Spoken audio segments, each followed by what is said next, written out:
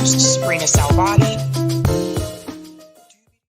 All right. Happy Tuesday. I had to think about the day for a second. Welcome to Sabs podcast. I'm your host, Sabrina Salvati. If you are new, I want to let you know that Sabs podcast is a part of Revolutionary Blackout Network. You can catch me there on Tuesdays, Thursdays, and Fridays. And you can catch me here Monday, Tuesday, Thursday, and Friday. Quick shout out to everyone watching on YouTube, Rockfin, and Twitter. And I want to go ahead and give quick shout outs to people in the chat. We have interesting stories to discuss tonight. Shout out to Joyce for becoming a Sabby member. Let's give her a big whoop to Joyce. What's going on? Miguel says peace. Shout out to Dabby Dab says hello to Miguel. What's going on? Greetings, Robin. Sabby is must view YouTube. Oh, thank you. That's very sweet to hear. Like, honestly. Shout out to Bad Cookies. I will be honest with you, Sabby. I hit not sure on your poll. I don't know anything regarding the protests in China, and I am very cynical of MSM. I'm waiting to find out more. Hook me up. We're going to get into it tonight. In fact, we're going to reveal the poll results at the end of the show because I figured that some people may have no idea what's going on. So we're going to get into that. Shout out to Ann says, hi, everyone. Hi, Sabby. I'm still in a food coma. Still having Thanksgiving leftovers, huh? Angela, what's going on? She's a Sabby member, says, I am in the not sure camp myself. I'm waiting to hear more before I decide. And hello, all. What's going on? Hannah G says, Biden has some nerve. Yeah, we'll get there. What's going on? Brandy says, hello, everyone. Shout out to Natalie says, me too, Angela, in the not sure category, mostly because I always have to wonder how accurately they are being reported and how much of what we see is real. Greetings, Bryce says, the short Chinese citizens are protesting the lockdowns over there. What is going on? The bad seed says, doobie doo. Shout out to Casey, sends solidarity and fire. Greetings, John says, I approve of all protest.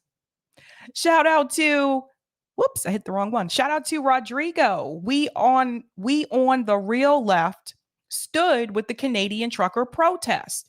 We'll stand with the protesters in China. Shout out to Sean says, yeah. What's going on? Rosie says, whoop. Rosie's also a Sabby member. Greetings, Eric, who's a Sabby member, says, here we meet again, friends. Shout out to Oz, says, what time is the Biden interview? I have no idea. Should be interesting to hear what he has to say, though. Greetings, Ben, who's a Sabby member, says, hi, Sabby.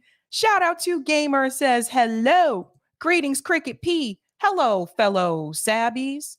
What's going on? Anthony says, howdy. Shout out to John Lancaster, says, good evening. Greetings, Jared R. says, I think we should beat the Chinese to the regime change finish line by overthrowing our government first. That's my America First ideology. Interesting. Shout out to Michael, says, do I approve of the protests happening in China? Of course. Greetings, LB says, here early. Hello, Sabby. Hello, LB. What's going on? Vegan Goddess says, good evening, all. Shout out to Dorian, says, yeah, made it on time. Shout out to Notori, says, hello, Sabby. I always be looking forward to your show. Thank you so much, Notori. Greetings, Net Rondo sends, I believe that is the Star Trek sign there.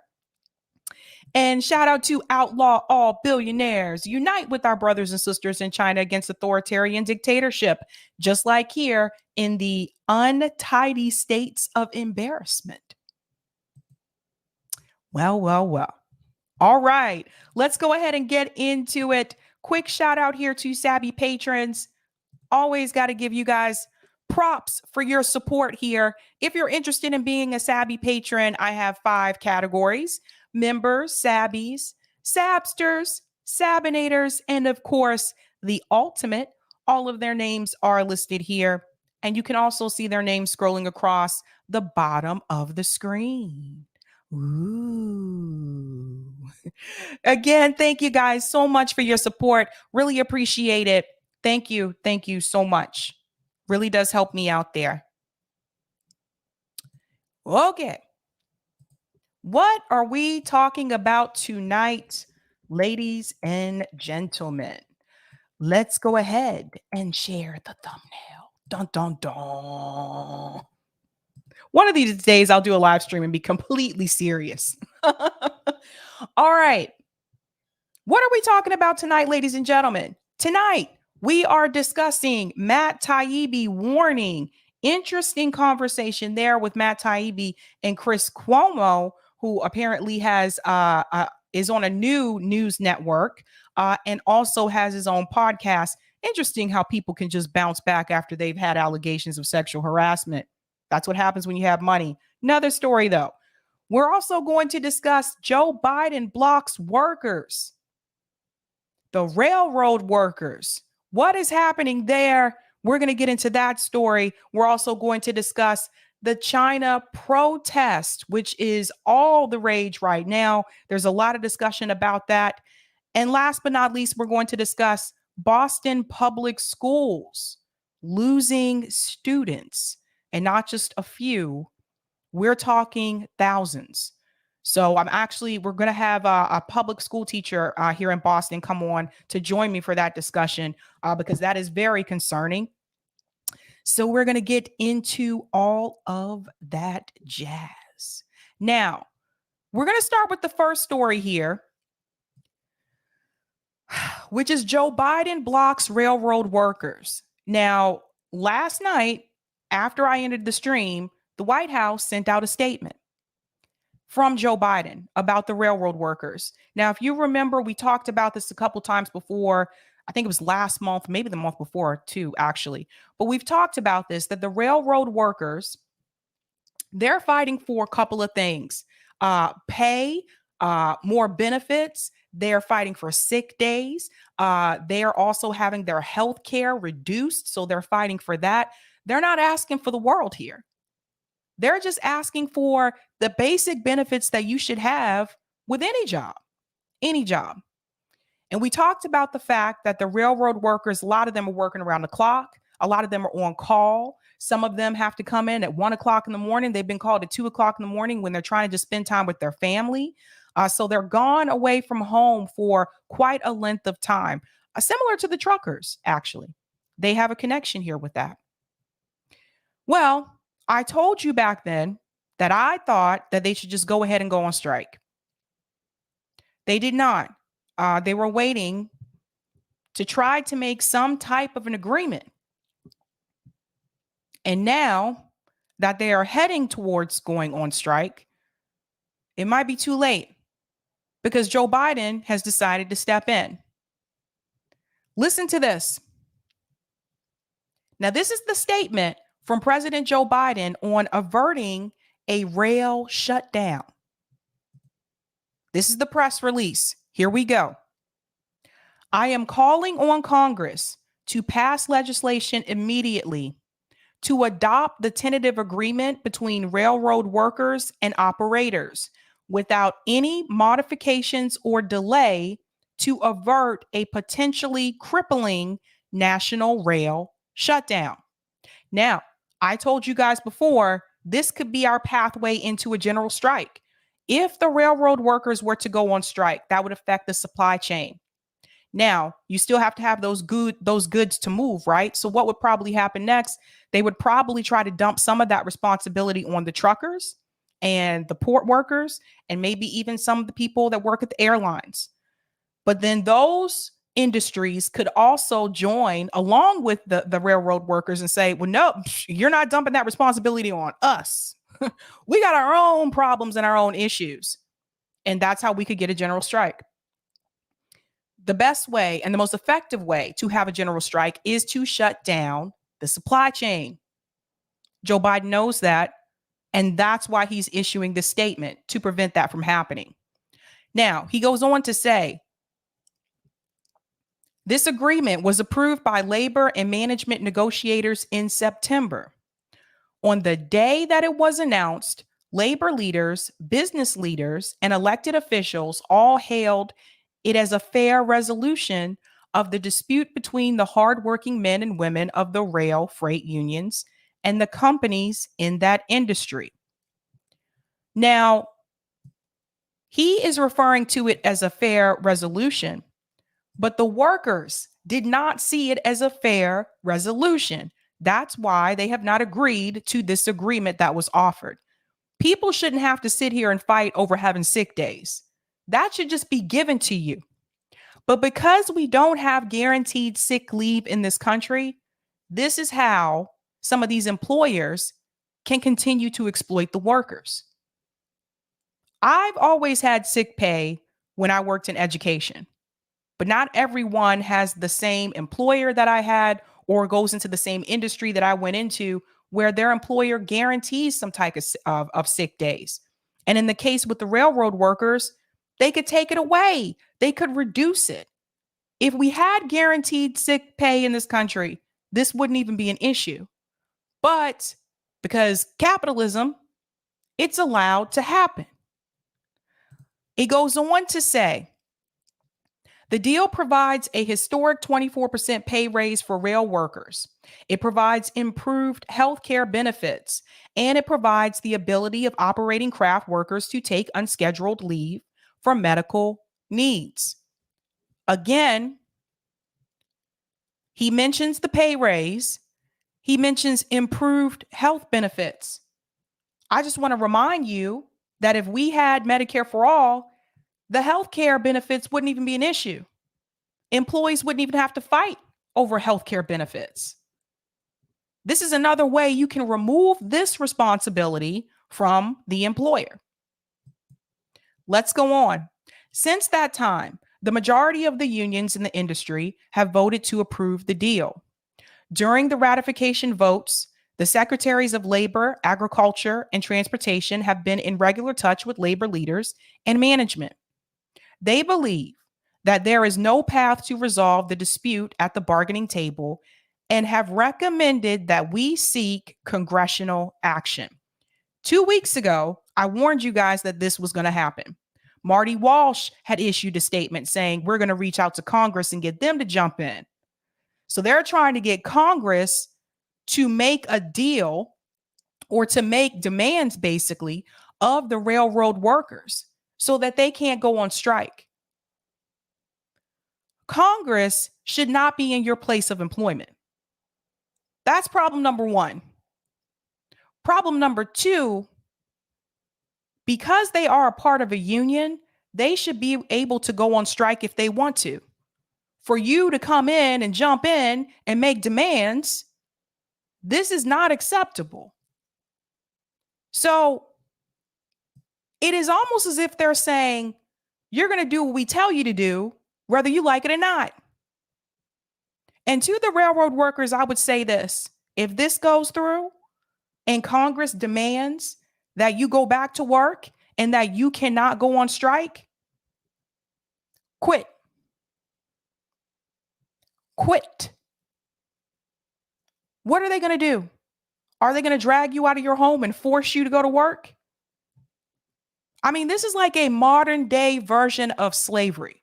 That's what this is like. I don't know. It's just like, yeah, sorry, we're not going to give you sick leave and sick pay. You're going to go to work anyway. Oh, and by the way, I know you're a part of a union, but you can't go on strike. And this is coming from people. That's right. Shout out to Indy Left. It's a disgrace. This is coming from two people in particular who claim to be pro-union. Marty Walsh was my previous mayor here in Boston.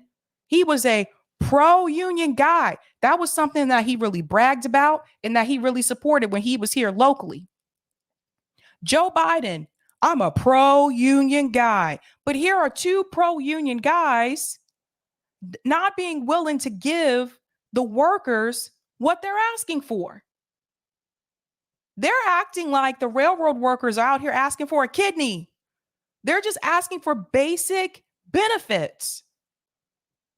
So much for being pro-union. Let's go on. Let me be clear.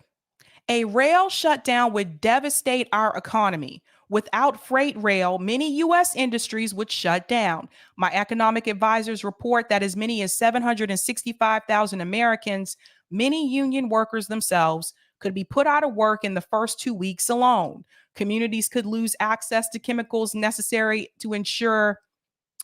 Oh, whoops. I skipped something there. What happened? Okay, something happened here. I think I went up too far. Oh, okay. Communities could lose access to chemical necessary to ensure clean drinking water. Clean drinking water. Uh, Tell that to people who live in Flint and people that live in Jackson, Mississippi, how well that clean drinking water is working out for them. Farms and ranches across the country could be unable to feed their livestock. Well, that sounds like a general strike to me. That's what that sounds like. That's the whole point. The fact that they're actually trying to force them to work. More people should be livid about this. They have every right to go on strike. What's the point of being a part of a union if you can't even have that option? Shut it down. I'm with you, Indy. Shut it down. All of it. Shut it down. And so his claim here is that the American people would struggle, the American people would suffer. If you just give them their sick days, you give them what they're asking for, this wouldn't even be an issue. And honestly, I'd take it even a step further at this point. If I was one of the rail workers, I would take it a step further and say, okay, you want to play ball. Okay. Well, since you wanted to be an ass about this, while we're at it, we have a couple more demands. We want you to give everybody health care in this country, not just us, everybody. While we're at it, we want you to guarantee sick pay to everyone in this country. We want you to guarantee housing to everyone in this country. We want you to guarantee parental leave to everyone in this country. And we want you to give everyone in this country a living wage, not increasing the minimum wage, give them a living wage. This could be a fight, a big battle. That's what you do. That's what you do. When they already got you by the when they already have you, I was about to say something else. When they already have you, right? And they got your back pressed up against the wall, you come back and demand more. That's what you do. They're trying to tell you you can't strike anyway. You might as well go all in. Go all in. Throw all your cards on the table. It goes on to say, as a proud pro-labor president, I am reluctant to override the ratification procedures and the views of those who voted against the agreement. Here he goes again. I am pro-labor. Pro-labor for who? Pro-labor for the workers or pro-labor for the CEOs and the companies? He goes on to say, I am reluctant to override the ratification procedures and the views of those who voted against the agreement. But in this case, where the economic impact of a shutdown would hurt millions of other working people and families, I believe Congress must use its powers to adopt this deal. Now, you see what they're trying to do, right? He's trying to get this done very quickly before the new year comes, because once the new year comes, GOP has control of the House. And I don't know how they feel on this issue. I'll have to look into that. I don't know how they feel on this issue. But they're trying to push a lot of things through. By the way, they just sent more money to Ukraine. They're trying to push all this stuff through before they lose the House. He goes on to say, I share workers' concern about the inability to take leave to recover from an illness or care for a sick family member. No one should have to choose between their job and their health. Job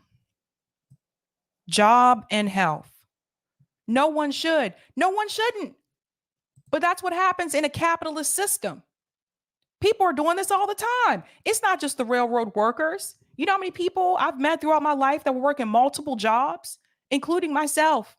You know how many people I know that go to work sick just so they can get paid? A lot of people are doing this. Now, Joe Biden said he cares about this and he shares their concerns. But if you really cared and you shared their concerns, you would do something about it. You would make comments like, if the Medicare for All bill came across my desk, I would veto it. If you really cared about people's health, you wouldn't do that. If you really cared. Joe Biden can say that he shares their concern, but Joe Biden is not in their position.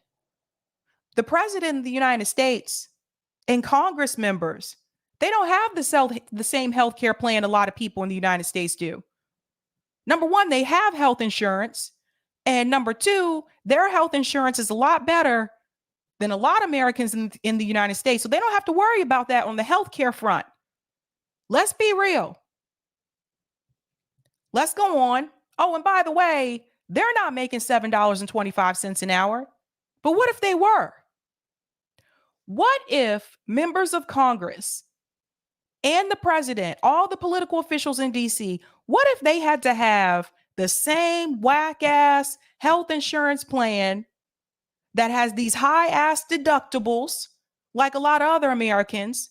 What if they had to make minimum wage? What if their salary was $7.25 an hour? Do you think they'd care to make the push then? See, they're not affected. Let's go on. Every other developed country in the world has such protections for its workers. But at this critical moment for our economy, notice the but. In the holiday season, profit.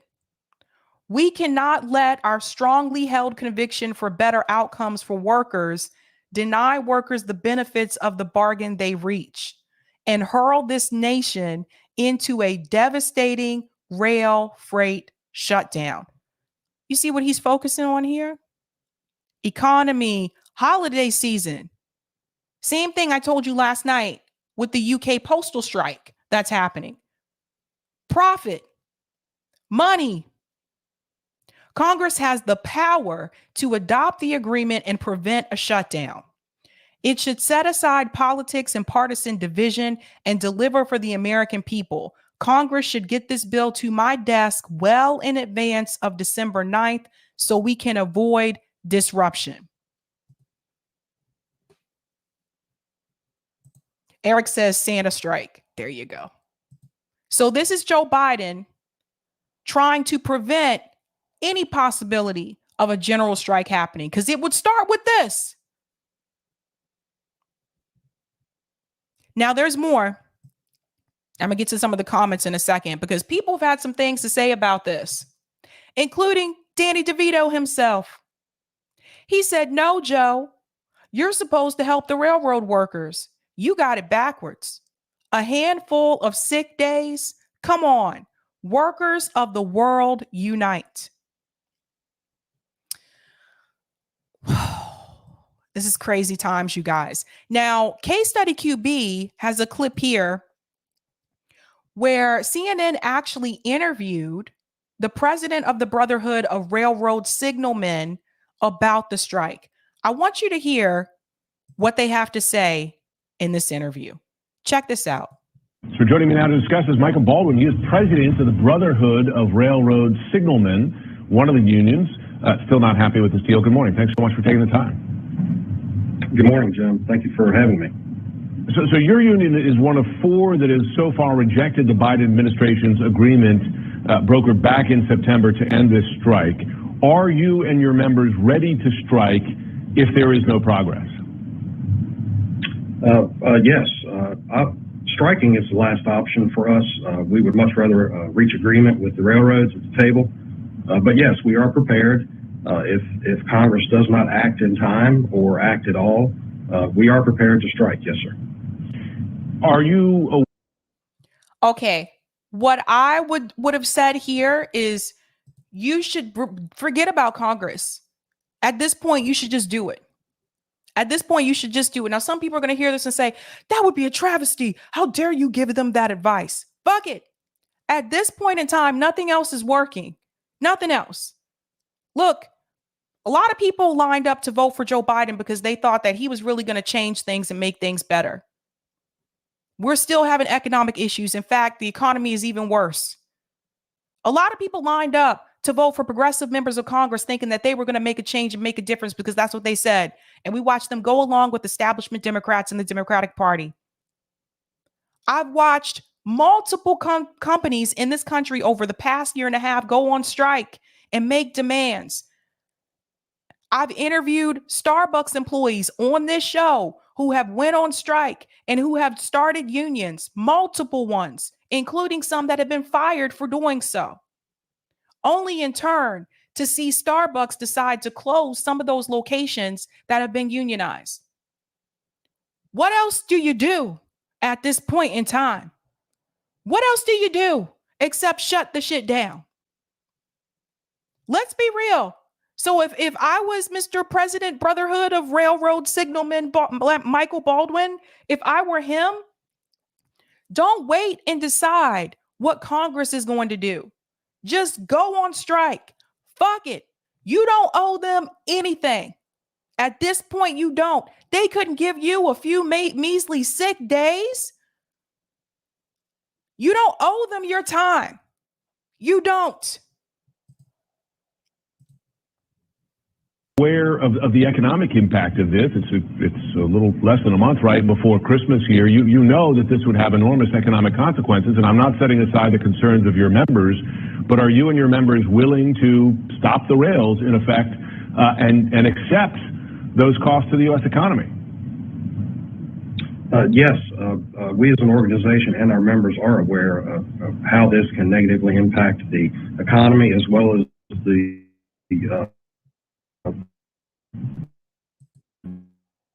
Sorry, that's type VNC. I'll refresh. Get back to 116. Refresh.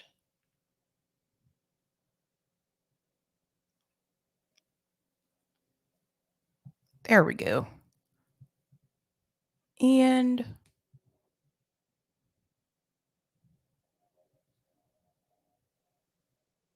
okay, let's get it back to 116. Supply chain that we have today. Unfortunately, this is something that we have attempted to correct. The railroads have the ability to fix this problem, and if they would come to the table and do that, then we could move forward. Without congressional action. You say the railroads have the ability to fix this problem. It seems that the sticking point is on paid sick leave. Can you explain the union's position here? Sure. So we as a union, for a number of rounds of negotiations, have attempted to address sick time. It's an issue that we've actually, as many organizations in the industry, have attempted to address over 40 or 50 years. To this point, we've been unable to. This became a glaring issue during the pandemic when we had members who were forced by their employer or the railroads to stay home in quarantine without pay. But really, it comes down to simple things like the flu for a day or two, or a sick child, and the ability to take a day or two paid when you have to deal with these issues that life brings that you have no control over. Let's talk about sick time for a second, because he brought up the issue of having a sick child. I don't have kids, but a lot of my coworkers have kids. My friends have kids, or some of my friends have kids. When you have a certain amount of sick time, let's say your job gives you 8 days. If you have a child, you may have to use your sick time for your child if your child is sick. So this is something that people need to understand if you don't have kids. And this is something it kind of woke me up to, because I didn't realize it at the time either. But if you have 8 days of sick time, that's not just for you. So let's say you don't get sick at all, but let's say your child gets the flu and they're out of school for 4 to 5 days.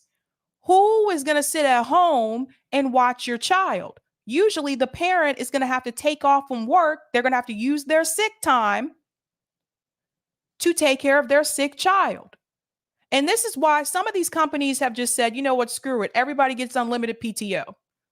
For example, my husband's company is that way. They're just like, unlimited PTO. Skip all these numbers. Stop doing all these time slots. Like, just forget this whole 8 sick days, 2 days PTO, 5 vacation days. Just give everybody unlimited sick time. So you'll see this a lot in the tech industry.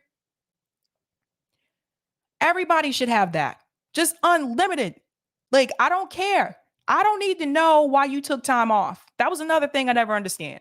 Is some of these employers like, oh, can I take next Friday off for what? Why do you need to know what I'm doing when I'm not at work? Nobody needs to know this. Nobody needs to know. I don't need to know that you're sick. I don't need to know that you just want to take a personal day. And some companies will say you get 3 personal days. The fuck is a personal day? Just give people unlimited time off and you don't have to worry about this issue. These guys are fighting over sick days. Sick days. Welcome to America. Understood. And listen, as a working person with a family, I understand those issues, particularly when you have a sick child. The exchange seems to be higher wages here. The pending new contracts for all the unions include an immediate 14% pay raise with back pay going to 2020. Pay raises totaling 24% during the 4-year life of the deal. In the past, your union's been willing to exchange, in effect, higher wages for less paid sick leave. Why not now, given these proposed raises? Yeah, Jim, we have never traded higher wages for not having sick time. The wages that we bargain or at the table, negotiate with the railroads, us and other organizations, we base those, we watch inflation. This particular 24% compounded that you referenced, in the first 3 years, we're not keeping up with inflation. And currently, we don't know what 2023 and 2024's inflation will look like. So we could be ahead by a little bit, but we could also be behind the inflation curve at the end of this agreement. If you were already being underpaid and now you have inflation and they give you, oh, we gave you a 14% raise, that doesn't really make that much of a difference if you were already underpaid and you were struggling to begin with. It is, though, these increases are higher than most American workers. National wage growth, according to the Bureau of Labor Statistics, wages and salaries increased about 5% for the 12-month period ending in September 2022. Does not meet all your demands, but it's higher than most American workers are getting. Did you see him just try to sit up there and divide the workers? You see what he just did? Look at the little smirk on his face. Look at the little smirk. Listen to what he said. I hope more people paid attention to this because he tried to sneak this one in. So we could be ahead by a little bit, but we could also be behind the inflation curve at the end of this agreement. It is, though, these increases are higher than most American workers. National wage growth, according to the Bureau of Labor Statistics, wages and salaries increased about 5% for the 12-month period ending in September 2022. Does not meet all your demands, but it's higher than most American workers are getting. You see what he just did? Well, this agreement doesn't meet all of your demands, but it's actually higher than most American workers are getting. You see how he did that? That's how they try to divide the workers. That's what they do. They try to put us against each other.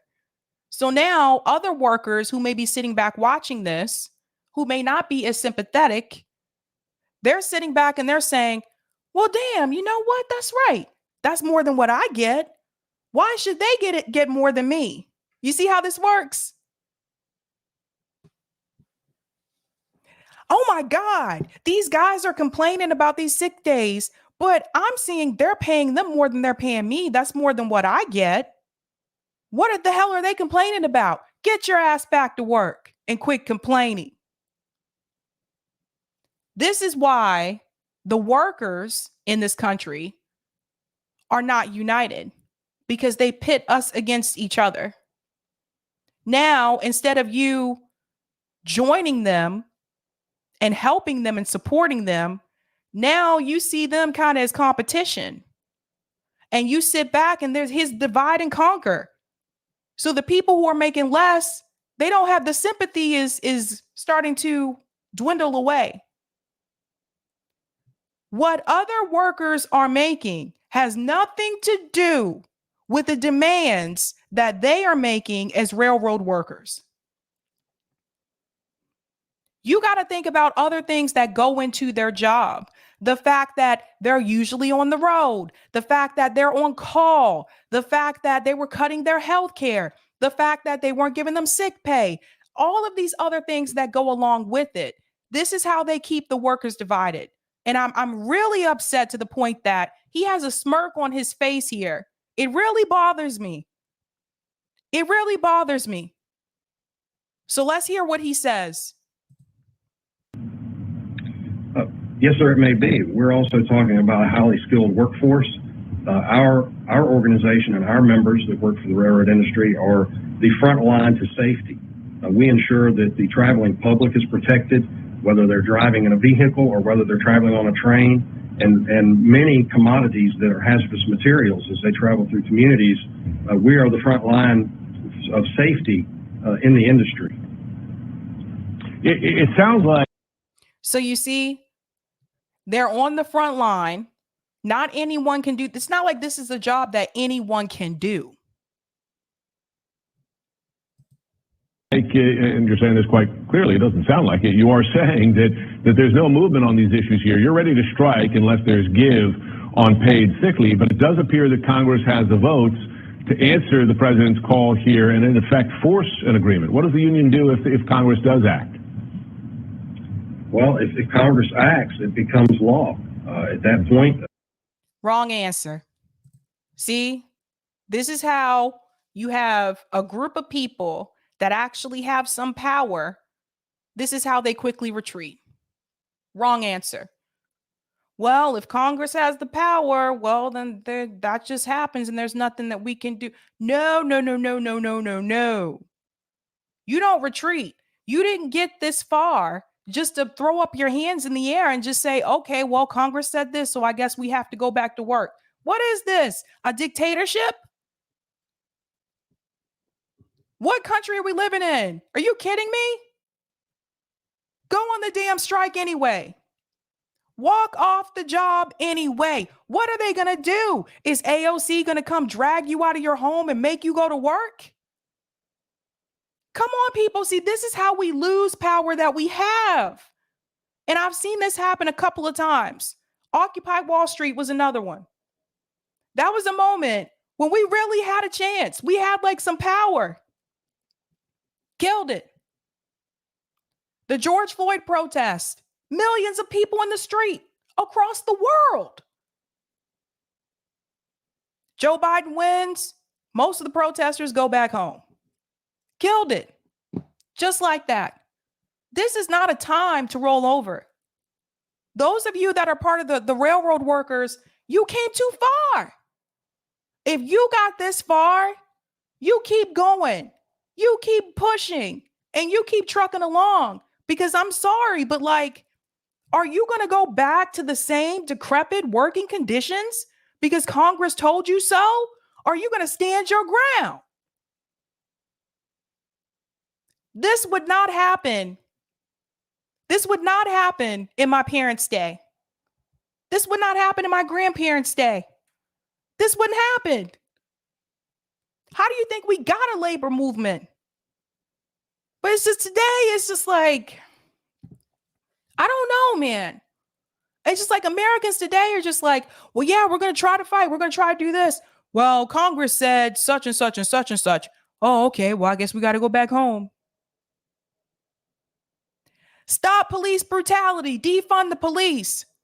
Well, Joe Biden has won the presidency of the United States. Oh, okay. I guess we'll just go home. This is why we don't get anywhere. This is why we don't get anywhere today. You would have never seen this type of, okay, we'll just go ahead and do that with the civil rights movement. What if Dr. King and all the civil rights activists just fell back like that? Oh, God, here come the cops with the dogs. That's it. We quit. They ain't sicking dogs on you, bruh. They're not even sicking dogs on you. They're not beating you up. They're not throwing you in jail. Why are you ready to fold?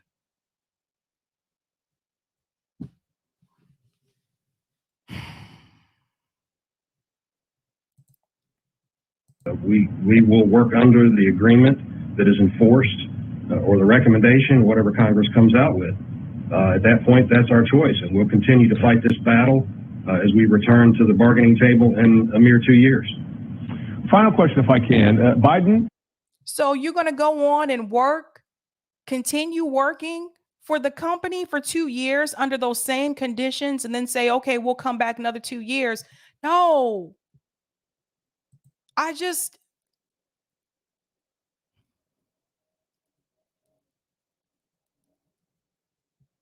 understand that, Spanky. And well, I don't know some of that name. Spanky the Monkey. Sabby, a strike must be legal. If not, the Biden administration will decertify the union, which I assume is exactly what rail companies want. Read about PATCO strike. I totally understand that. But they can quit. They can quit and go get another job. Go get another one of these jobs that Joe Biden keeps bragging so much about. All these new jobs he created. Go somewhere else. But just don't. No. M. Smith says, so you're going to take it on the chin for 2 years. That's my whole point. You guys going to put up with this again for another 2 years? This is why I wanted them to join the truckers. I wanted them to contact the truckers and say, hey, we got a situation here. You guys on board to join us? And then contact the port workers and say, hey, we have a situation here. You guys want to join us? Could you imagine how powerful that would have been if all three of them jumped on board? And then you show up to Congress, since they want to make rules for you. You show up to Congress with a list of demands, not just for your industry, but for every person in the United States.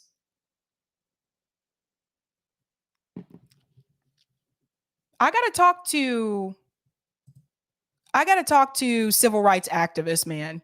I got to talk to civil rights activists from my grandparents' time. And the reason being is because they never gave up that quickly. They never just like, okay, bye. I'm going to go to some of the comments here. I see I have a lot of chats here. Thank you for the super chat, Dino. Great work, Sabby. It's great to see your channel grow. Been watching since the beginning. Oh, wow, Dino, you've been with me for a minute then. Thanks for the super chat, Roger. Bounce back, nah. Ain't number one watching Cuomo. Ain't no one watching Cuomo.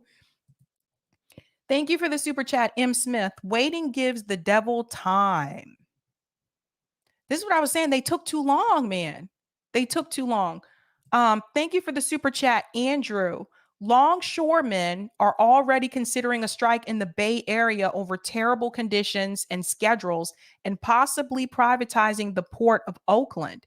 I'm very curious whether rail workers will defy Congress. You guys hear this?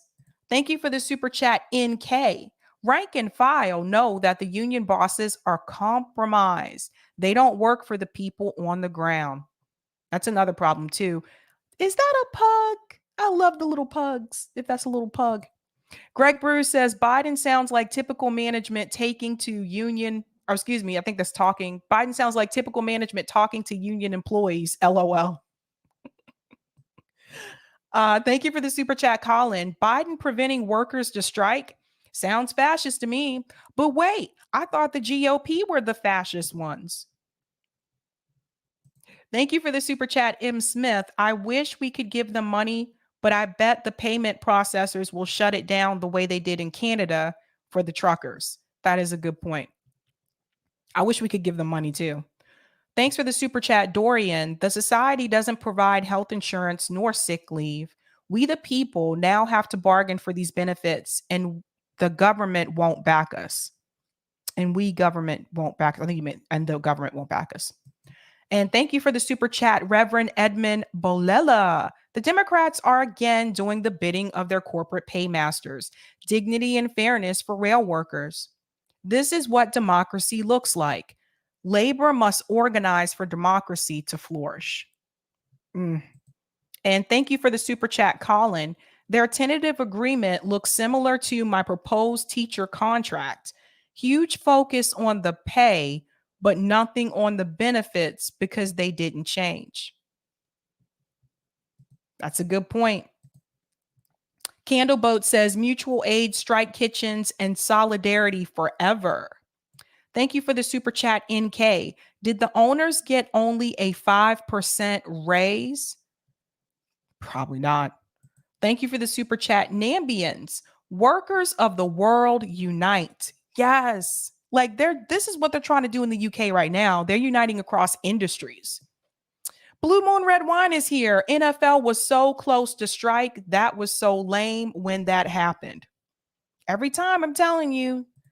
Thank you for the super chat, Kyle. Repeal Taft-Hartley. Thank you so much for that.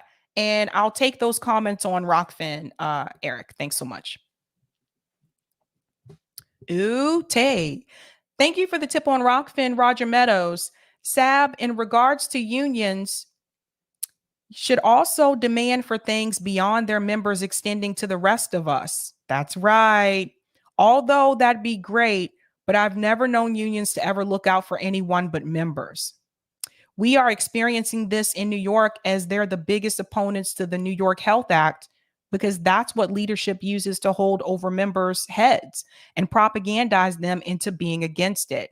However, I do acknowledge workers do by default inherit what they fought for out of fear. We might unionize. Unfortunately, this leaves people out. We need a total transformation of the system. This is why co-ops need to outnumber unions, simple as that.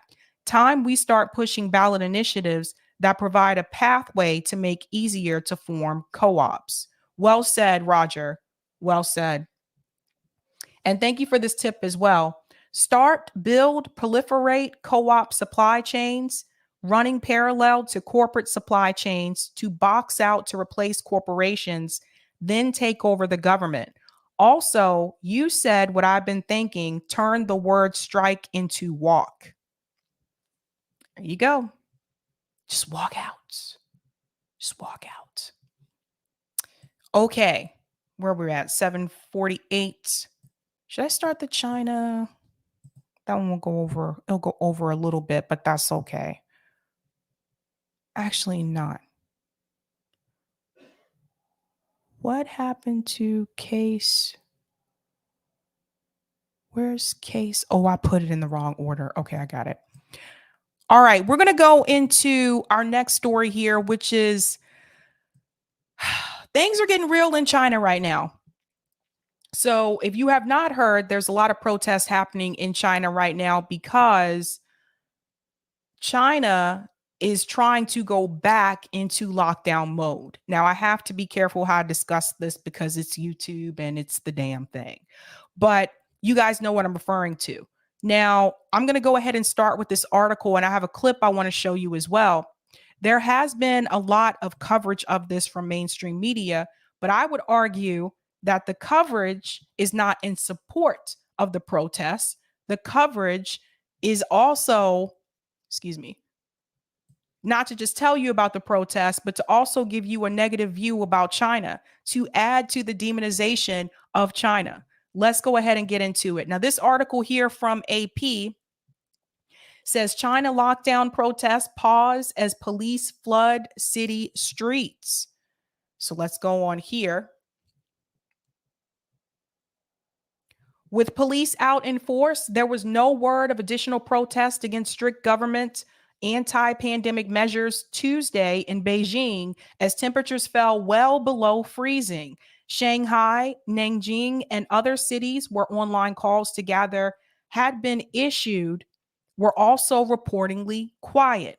Rallies against China's unusually strict anti-jab measures spread to several cities over the weekend in the biggest show of opposition to the ruling Communist Party in decades. Authorities eased some regulations, apparently to try to quell public anger, but the government showed no sign of backing down on its larger pandemic strategy. And analysts expert authorities to quickly silence the dissent. Police were making random checks on phones at the People's Square subway station in Shanghai Monday evening. The person declined to give their name out of fear of retribution, and he was en route to a planned protest near the station which he did not find. So one of the things that police there are doing is that they're just randomly checking people's phones. So imagine if you're just walking down the street and you're just trying to get to school or get to work and a police officer stops you. This almost reminds me of stop and frisk. A police officer stops you and says, let me see your phone. And they're taking their phones and they're checking the social media apps to see basically, I guess, if they are headed towards some type of a protest or ways that they can silence the information of the protest so that more people don't turn out. That's not cool. Like, it's your property for them to just come to you and say, give me your phone and let me look at your phone. That's violating personal property. Let's go on. Here we go.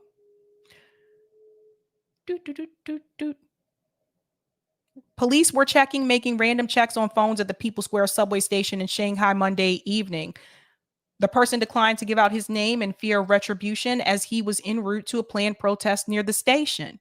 In Hong Kong on Monday, about 50 students from mainland China sang at the Chinese University of Hong Kong, and some lit candles in show of support for those in mainland cities who demonstrated against restrictions that have confined millions to their homes. Hiding their faces to avoid official retaliation, the students chanted, "No PCR tests, but freedom. Oppose dictatorship. Don't be slaves." The gathering and a similar one elsewhere in Hong Kong were the biggest protests there in more than a year, under rules imposed to crush a pro-democracy movement in the territory, which is Chinese, but has a separate legal system from the mainland. We're going to go to this part here. It wasn't clear how many people have been detained since the protests began in the mainland on Friday. They're sparked by anger over the deaths of 10 people in a fire in northwestern city of Urumqi. That prompted angry questions online about whether firefighters or victims trying to escape were blocked by locked doors or other anti-jab controls. Authorities denied that, but the incident became a target for public frustration about the controls. Without mentioning the protest, the criticism of Xi or the fire, some local authorities eased restrictions on Monday. The city government of Beijing announced it would no longer set up gates to block access to apartment compounds where infections were found. So one of the things that they're doing there is like, basically, if you're positive, you can't be around anybody. So it's like being quarantined all over again. But they were basically blocking apartment compounds so that you couldn't enter either. Like, this is how far this has gone. Let's go on. Passages must remain clear for medical transportation, emergency escapes, and rescues. Let's go on here. The U.S. Embassy advised citizens to prepare for all eventualities and said Ambassador Nicholas Burns and other American diplomats has regularly raised our concerns on many of these issues directly. We encourage all U.S. citizens to keep a 14-day supply of medications, bottled water, and food for yourself and any members in your household. Guys, this is wow. In Washington, White House National Security Council spokesperson John Kirby said, obviously, there are people in China that have concerns about that, and they're protesting that, and we believe they should be able to do that peacefully. Urumqi, where the fire occurred, and another city in Zhejiang region in the Northwest announced markets and other businesses in areas deemed at low risk of infection would reopen this week and public bus service would resume. Zero Pandemic, which aims to isolate every infected person, has helped to keep China's case numbers lower than those of the United States and other major countries. But tolerance for the measures has flagged as people in some areas have been confined at home for up to 4 months and say they lack reliable access to food and medical supplies. Isolated for 4 months. Look, I'm just going to tell you guys, I live in Massachusetts. We were shut down. It was not good. It was not good. And I was working from home remotely. The students had to work remotely. Then they made this rule where some of them could come in the classroom, but only so many. And they had to be so far apart from each other in the classroom. And then it was just a mess. But it was not a good experience. Some of the students didn't have strong internet. That was another issue. Some of the students went back home to their parents' house, but they didn't have their own bedroom. So then there was a lot going on for those of us that worked in education at that time when we were under lockdown. And then on top of that, I was pretty isolated and it was not fun, especially if you're an extrovert. Like those of us that are extroverts, it was a really tough time. So they're having some of these people have been quarantined for up to 4 months. And after a while, yes, you are going to run out of supplies. You are going to need to get more food. You are going to need to get medical supplies. So how are they supposed to get that if they have to stay where they are? The ruling party promised last month to reduce disruption by changing quarantine and other rules known as the 20 guidelines. But a spike in infections has prompted cities to tighten control. On Tuesday, the number of daily cases dipped slightly to 38,420 after setting new records over recent days. Of those, 34,860 were among people who showed no symptoms. You see that? The ruling party newspaper People's Daily. Whoopsie. I think I skipped ahead. Let me see where I'm at here. Oh, I just skipped ahead. The ruling party newspaper People's Daily called for its anti-jab strategy to be carried out effectively, indicating Xi's government has no plans to change course. So that's why people are protesting, because they're tired of being contained. They want their freedom. In fact, I have a video of that I want to show you here from Case Study. And then I want to explain to you what the new rules are. And then maybe some of you understand why they are protesting. But shout out to Case Study QB for this clip. Now, this is on the ground reporting of the protests in China. Open defiance in cities across China. Protesters lashing out against zero COVID rules.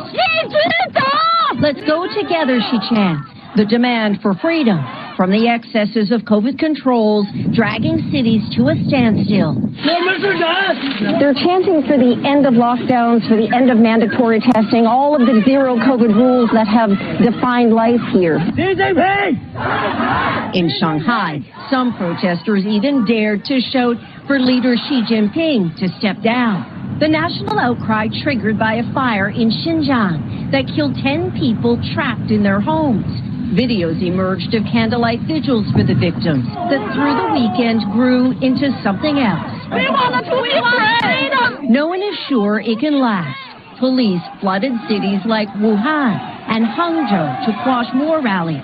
The rarity of it all getting the world's attention, potentially impacting supply chains during the holiday shopping season. Apple already announcing production of the iPhone 14 has suffered. Freedom, freedom for China! Small rallies of support have popped up around the world. From Australia to Japan and the UK. The White House weighing in. We've long said everyone has the right to peacefully protest, adding this includes the PRC, the People's Republic of China. The challenge for Xi Jinping now, quelling the unrest without walking back his own policy. With COVID cases in China at an all-time high, patience is wearing thin. Joining us now to talk about it is senior correspondent for Yahoo News, our friend Michael Weiss. Michael, good morning. Thanks for joining us. These protests are escalating, but China has not indicated that any of their COVID restrictions will be loosened. Some speculate that part of what's fueling this unrest is that people are at home watching the World Cup, where huge crowds are gathered, and wondering why that can't be happening in China too. We know dissent like this is rare in China. Is there any sense it could actually challenge Xi Jinping's regime? Well, frankly, I just don't know. I do think, though, that this is part of a wave of what you're seeing now across the world, frankly, Jonathan. Anti-authoritarian protest movement. It's not just China, it's Iran. Clearly, I'm very focused on what's happening in Europe, and I'm hard-pressed not to see at least some correlation here. Even the Chinese people who have access to the internet or alternative means of information, no doubt are aware of what's happening in Ukraine. And as you and I have talked about, the relationship between Beijing and Moscow is getting a little more tenuous and quaky with respect to the ongoing disastrous Russian war in Europe. So, what we're seeing now, and it could just be a coincidence, but it could be something almost metaphysical. People are getting frustrated with repressive governments. They're getting frustrated with poor economic policy. They're certainly getting frustrated with an ongoing pandemic that they were told would be over by now. There are popular protests happening, and whether or not this threatens the CCP's whole grip on power, which I think is probably a little too premature to say, certainly it's something that they're going to have to take notice of, regardless of what the rhetoric is coming out of Beijing. Wow. There's more to discuss on that. I'll get back to that later because I do want to show you what the new rules are, and we can get back to that. But I do see that Joel is here. So Joel, whenever you're ready, just give me a thumbs up. All right. Hello. How's it going? Long time no see. I know. How are you doing? I'm doing well. How about yourself? I'm doing good. Just been busy. Hey, that's everybody. That's everybody, right? All right. All right, guys. My special guest tonight is Joel Richards. He is a public school teacher here in Boston, and he also ran for city council in Boston. Welcome back, Joel. Thanks for having me. Thanks for welcoming me. I was excited to come on. I always follow you, watch you on YouTube, watch your clips, so this is exciting. Yeah, an exciting subject to talk about. Yeah, so Joel and I are going to talk about this recent report that came out from the Boston Globe, but I don't know if many of you have seen this, but we talk about public education a lot and the issues that we've seen with public education, also particularly in Boston for the local reference. But the Boston Globe came out with this report a couple of days ago that says Boston schools have lost 15,000 Black students in the past 20 years. Where did they go, and will they ever return? And there's one piece here that I want to highlight in reference to the numbers, because I think this really speaks to the gentrification issue that we've been having in Boston. And so it says, in a dramatic reshaping of its makeup, Boston Public Schools has lost half of its Black student population in the last 2 decades, as Black enrollment fell from 29,300 in 2002-2003 school year to 14,600 last year. There is no one reason for this colossal shift. It's part of a larger demographic trend as the city has become home to fewer children overall. Birth rates have declined, and the city's housing crisis with out-of-reach prices and limited supply is driving Black families, like many other families, to move away. And Joel, I want to get your take on this. Well, any problem in the city itself will be exacerbated in the schools. So that's the first thing you have to think about when anything is happening. So if there's a health crisis, if there's a housing crisis, the schools are just like a meeting pot of all of that. Or a melting pot, or there's a meeting or intersectional place, or wherever term you want to use, where all of that happens, right? So if there's a housing crisis and people are being exodus out of the city and moving out of the city, then naturally it's going to affect school population. The demographics of the city has greatly changed because of high rents, because of COVID. because of wages not keeping up with rent prices. So you're going to see that in the schools. Like if you ever want to know if a city is healthy, go to the schools in the poorest areas, and then you'll see, or in the least affluent or least resourced area, and then you'll see all the problems, and then they'll just spread out from there, like the epicenter of it all. Yeah, there was something Terry brought this up, and this is a good question. Are they going to Metco Sabby? So for those who aren't familiar, Boston does have an education lottery where parents can play the lottery. It's not like an actual like money lottery, but they can sign up for that.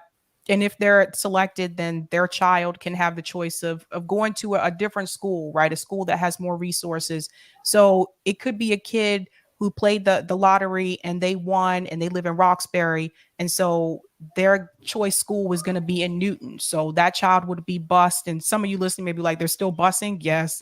That child may be bused from Roxbury all the way to Newton to attend school. Do you think that has anything to do with it, Joel? I would say this: look up the racial demographics, the new racial demographics of Metco, and I think you'd be shocked. So, I don't want to disparage anything, but I will just say that I would say look up the new racial demographics of Metco, and it's not as high. There's a large portion of people that aren't Black in that Metco population. So, but that also shows the change in demographics of the school system in itself. And so, no, even with this drop off, that is a huge drop off. That number, that means Metco would be busing hundreds of thousands of people out of the city every year. So I don't see that as the issue. The issue is all the issues you named before, from the rents, the housing pricing, the housing market, COVID, just exacerbate. This probably sped up that last little bit of people moving out, wages, just jobs in the city. Like it's not a city anymore where you can have a low wage job and live with a family. No, it's just not that kind of city anymore. It's also more expensive to live in a multi-generational home, which was very common at one time for people of color in the city of Boston. So especially black families, like everyone living in one house, but that doesn't even work anymore. Like that's a lot of money even there. So like, or to get a 3-bedroom apartment, look up the average price for a 3-bedroom, 4-bedroom apartment, which a family needs. So I know there's things coming out to try to streamline the building of moderate to low income housing, but it hasn't kept up with the pace of rents, or the construction of more affluent housing, of high end housing, of luxury housing. It hasn't kept up. Like it's not for every one high rise. There's another, moderate to low income or working class building being built. Right. And another thing that's happened too is for whatever reason, I feel like some city leaders think that the answer should be more charter schools. I don't agree with that because I feel like charter schools aren't fair because not everybody can get into that charter school. And then the other kids in the neighborhood, they're left at the school that lacks resources while their friends got into the charter school. And so it's like, to me, why not just fix the schools that are already there instead of creating more charter schools? Right. Like one of the best analogies I ever heard is if the fire department wasn't able to put out all the fires, you wouldn't say, let's build a charter fire department. Let's let a private organization run the fire department, right? You're like, no, let's hire more firemen. Let's build another station house, right? Let's give them more resources so they could better combat fires and keep us safe.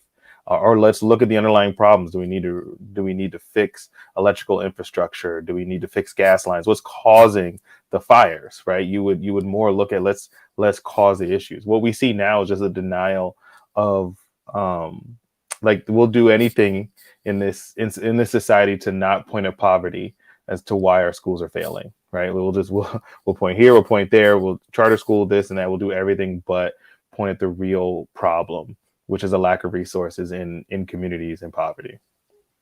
Right. Like for those who don't know, I've been here 11 years and I've seen a lot of people come and go.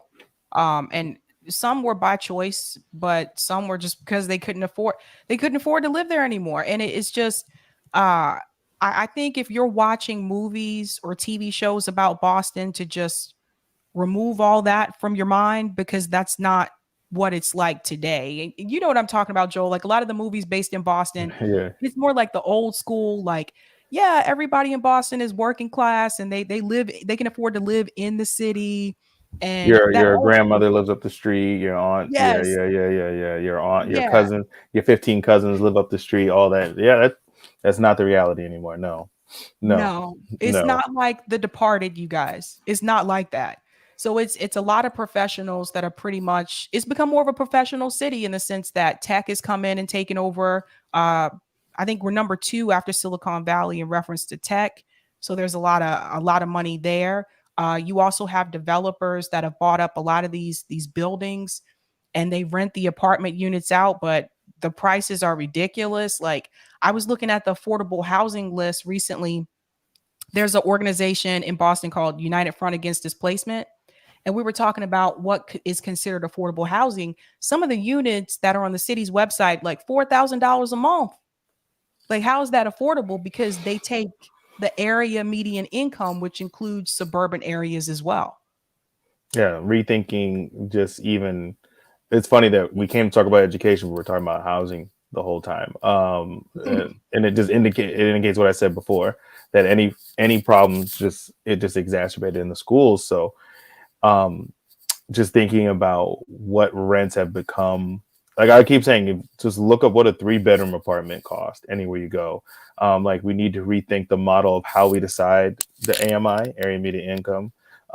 What's the limits? And we need to start focusing more on home ownership for, moderate to low income people, developing properties where they can, without any kind of deed restrictions or anything, where they can own the land, where they can, or the house or the apartment or the condo, and be able to, benefit from the equity, send their kids to college, not have medical debt, and do these kind of pay off medical debt, do these kind of things that normal people do in this society. Because it's not our fault that wages didn't go up with the price of housing. It's not anyone's fault. Like that's society's failure, and we should be making up for it. But that's what's affecting our schools right now. Yes. That's right. That's right. And in the education system, what would you say are some of the biggest challenges right now? Like I know there were a lot of challenges like during the pandemic, but do you feel that it's improved like since then, or there are still some challenges there as well? There's a lot of challenges still. Like we just need more help as teachers. We need more people in the schools. We need to shrink our class sizes. We need to rethink how we, group kids. Do we need to do by ability, by learning loss? Like when we take an assessment, what needs to really happen to really say, where does this kid need to go? What trajectory or what services do they need?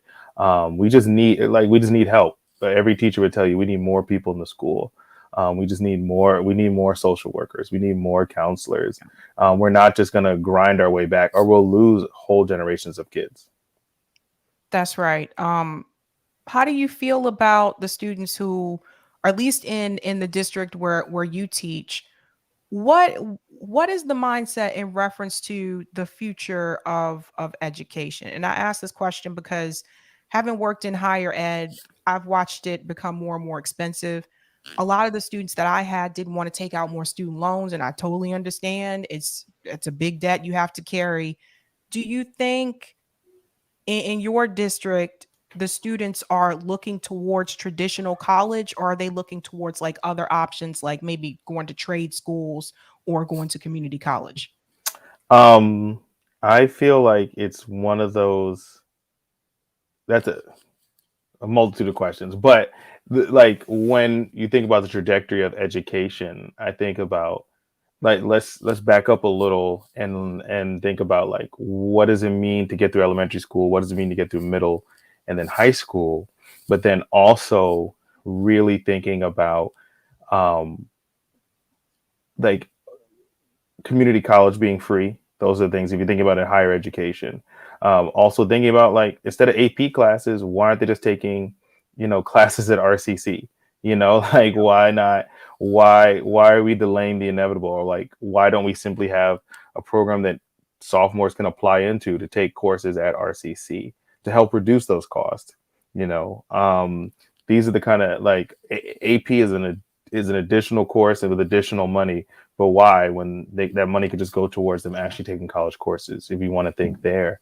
But I think even backing up and not jumping ahead to trade school and high school, what are we doing with kids who can't read, on grade level?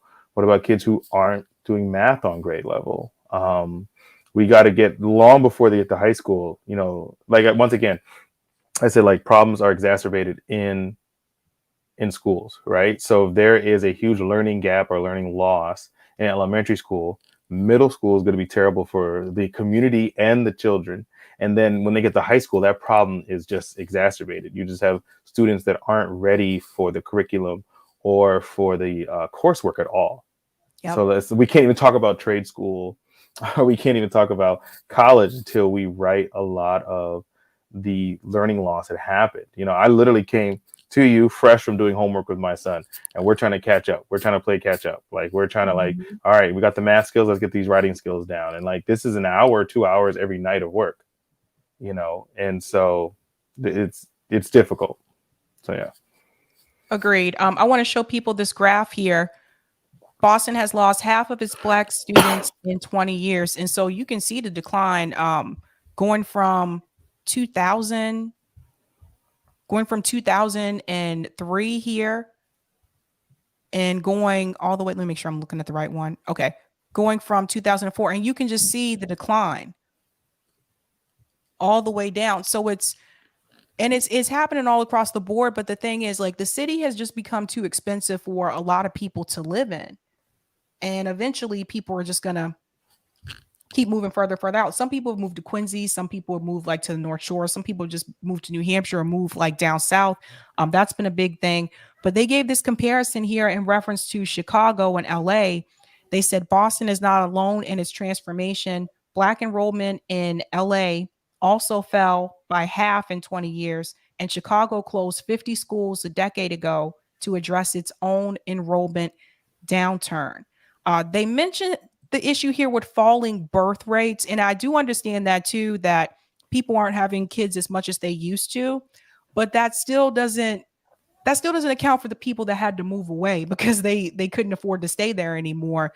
Do you worry about that, Joel, in reference to some of these schools that have closed because of low enrollment?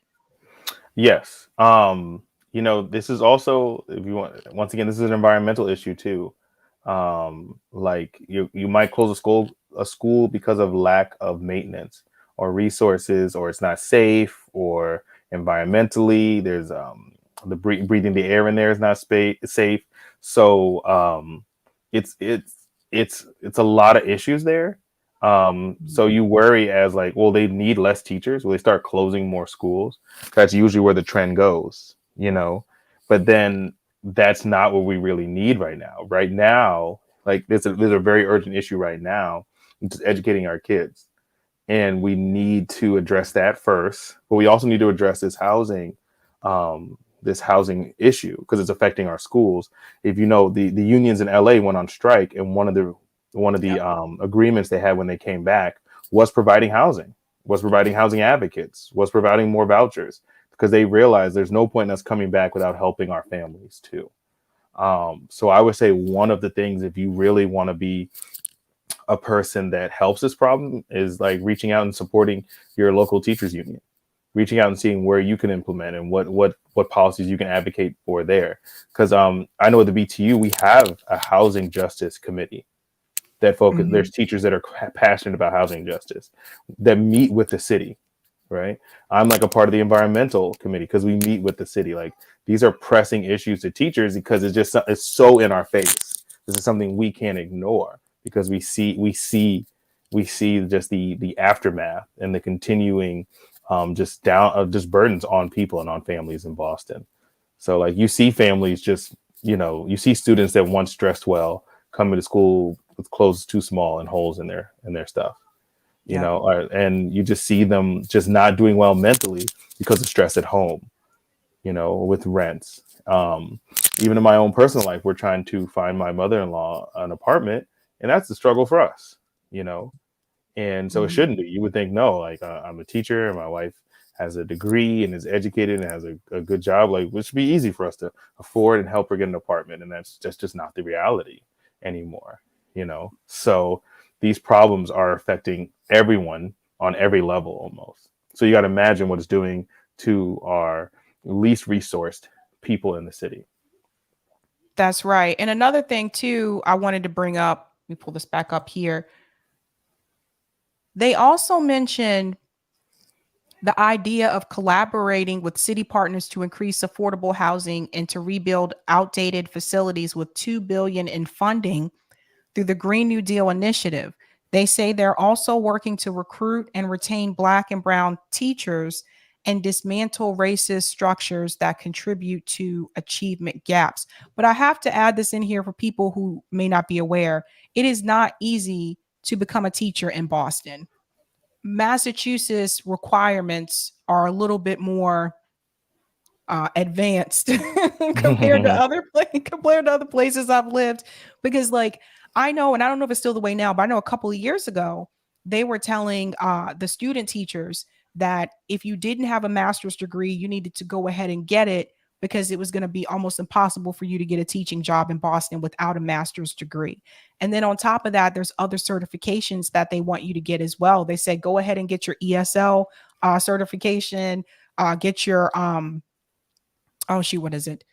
Special education certification. Like, for people don't know, like, they want you to have all of these things because it's very competitive. It's hard to get those positions. And that in itself, those requirements, that keeps some people out.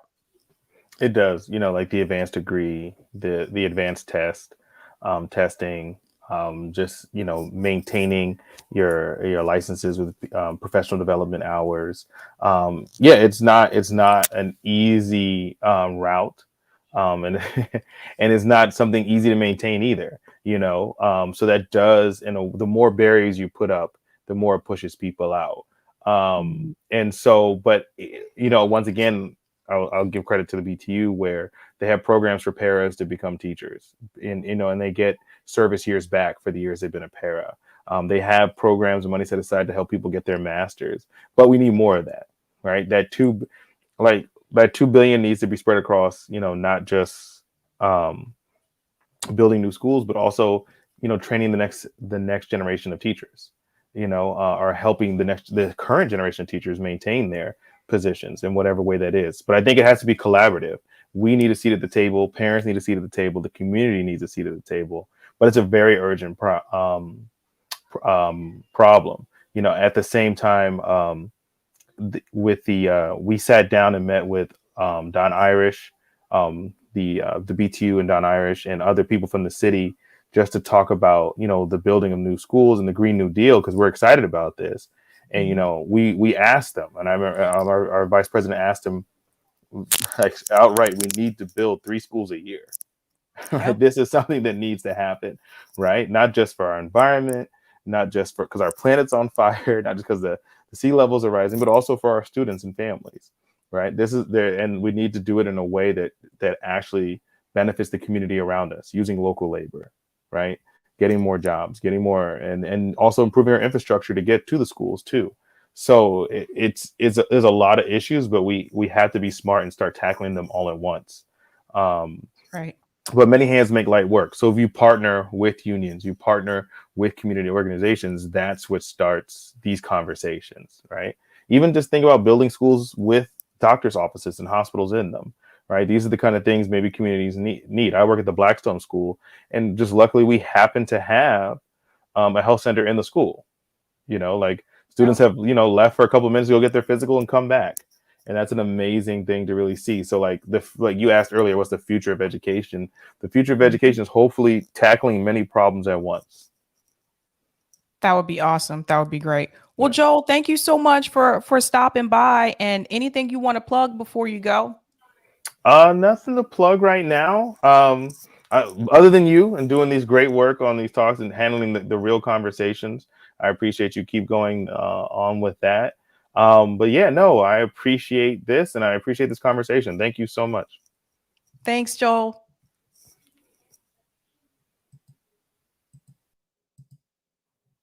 All right, guys, that was Joel there. Yeah, so the education issue here in Boston, it's not just a Boston issue. It's happening across this country. But public school system has really changed since I was in school. It really has. And that's why I said like property taxes should not be tied to public school funding. So that's a big part of the problem. But I want to make sure I get to this article here in reference to the protest, because I didn't get a chance to. I want to make sure I touch on this as well. What is China's zero policy and what are its rules? So let's dive into this here. What are China's lockdown rules? China has one of the toughest anti-regimes in the world. Measures include, I'm gonna make this a little bit bigger because the font is a little, okay. Local authorities must impose strict lockdowns, even if only a handful of cases are found. Mass testing is carried out in places where cases have been reported. People with it are isolated at home or placed under quarantine at government facilities. I don't know if I want to be at a government facility. That's just me. Business schools. Okay, there we go. Business and schools are closed in lockdown areas. So then how? You know what I'm probably going to do? I'm going to ask, Danny's always really good with China. I'm going to reach out to Danny and ask him if he can come on to explain at least this piece. Because if the businesses and schools are closed in those areas, I'm assuming they're doing remote work, but I don't know for sure. Shops must also close except for those selling food. Lockdowns last until no new infections are reported. Tens of millions of people have been living under some kind of lockdown. Some local authorities have taken extreme measures, such as forcing workers to sleep inside factories so they can work while quarantined. In early November, workers at Foxconn factory, which makes iPhones, staged a mass breakout because of fears they would be shut inside. Yikes. That sounds like something out of a movie. Like, that doesn't even sound real. Like, fears they would be shut inside. In August, shoppers in an IKEA store in Shanghai forced their way out through the doors to escape being locked down inside it. Jesus. You see this, guys? Oh boy. Oh boy. Some rules, however, have been relaxed. Isolation is now for only 8 days rather than 10. 5 days at an isolation center plus 3 at home. China is also now allowing international arrivals for the first time since March 2022. How many cases does China have? Recently, China has seen its first death in 6 months. On Monday, it recorded 40,052 new cases. That is up from 39,506 on Sunday and is higher than the previous peak back in April. The number of cases a week has reached almost 200,000. So I want to show you the graph here. So it shows the cases here. I'm going to make this a little bit smaller because otherwise you're not going to see the graph. So it shows the cases here starting with January 23rd, going all the way over to November is the furthest they go here. So yeah, the cases were higher back in April and then they declined. You had a little bit of a increase here, and then once we get to November, it shot back up again.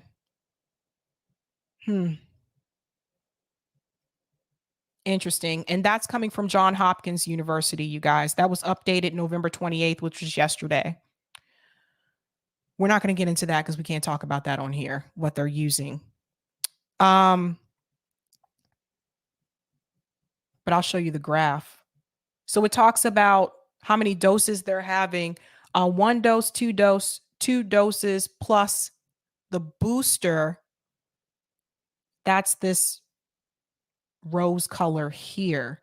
Most people have one dose. So what's interesting though, too, well, let me say this part and then I'll tell you the other part. Why are they trying to achieve it? So let's get to this part here. The government says it saves lives because uncontrolled outbreaks would put many vulnerable people at risk. Strict lockdowns mean China's death toll has stayed low ever since the start of the pandemic. The official figure is just over 5,200. This is equal to only 3 deaths in every million in China compared to 3,000 per million in the United States and 2,400 per million in the UK. What effect does the zero policy have on the economy? So this part might be interesting to some of you guys. In recent months, the lockdowns have taken place in several cities. This includes Shenzhen, a city of 17.5 million and a technology hub, and Shanghai, a city of 26 million, which is a manufacturing, trade, and financial hub. Lockdowns have led to factories and ports being shut for long periods. They have also affected work with foreign companies. It means that China's economy has grown by only 3.9% over the past year, compared with this target of 5.5% for 2022.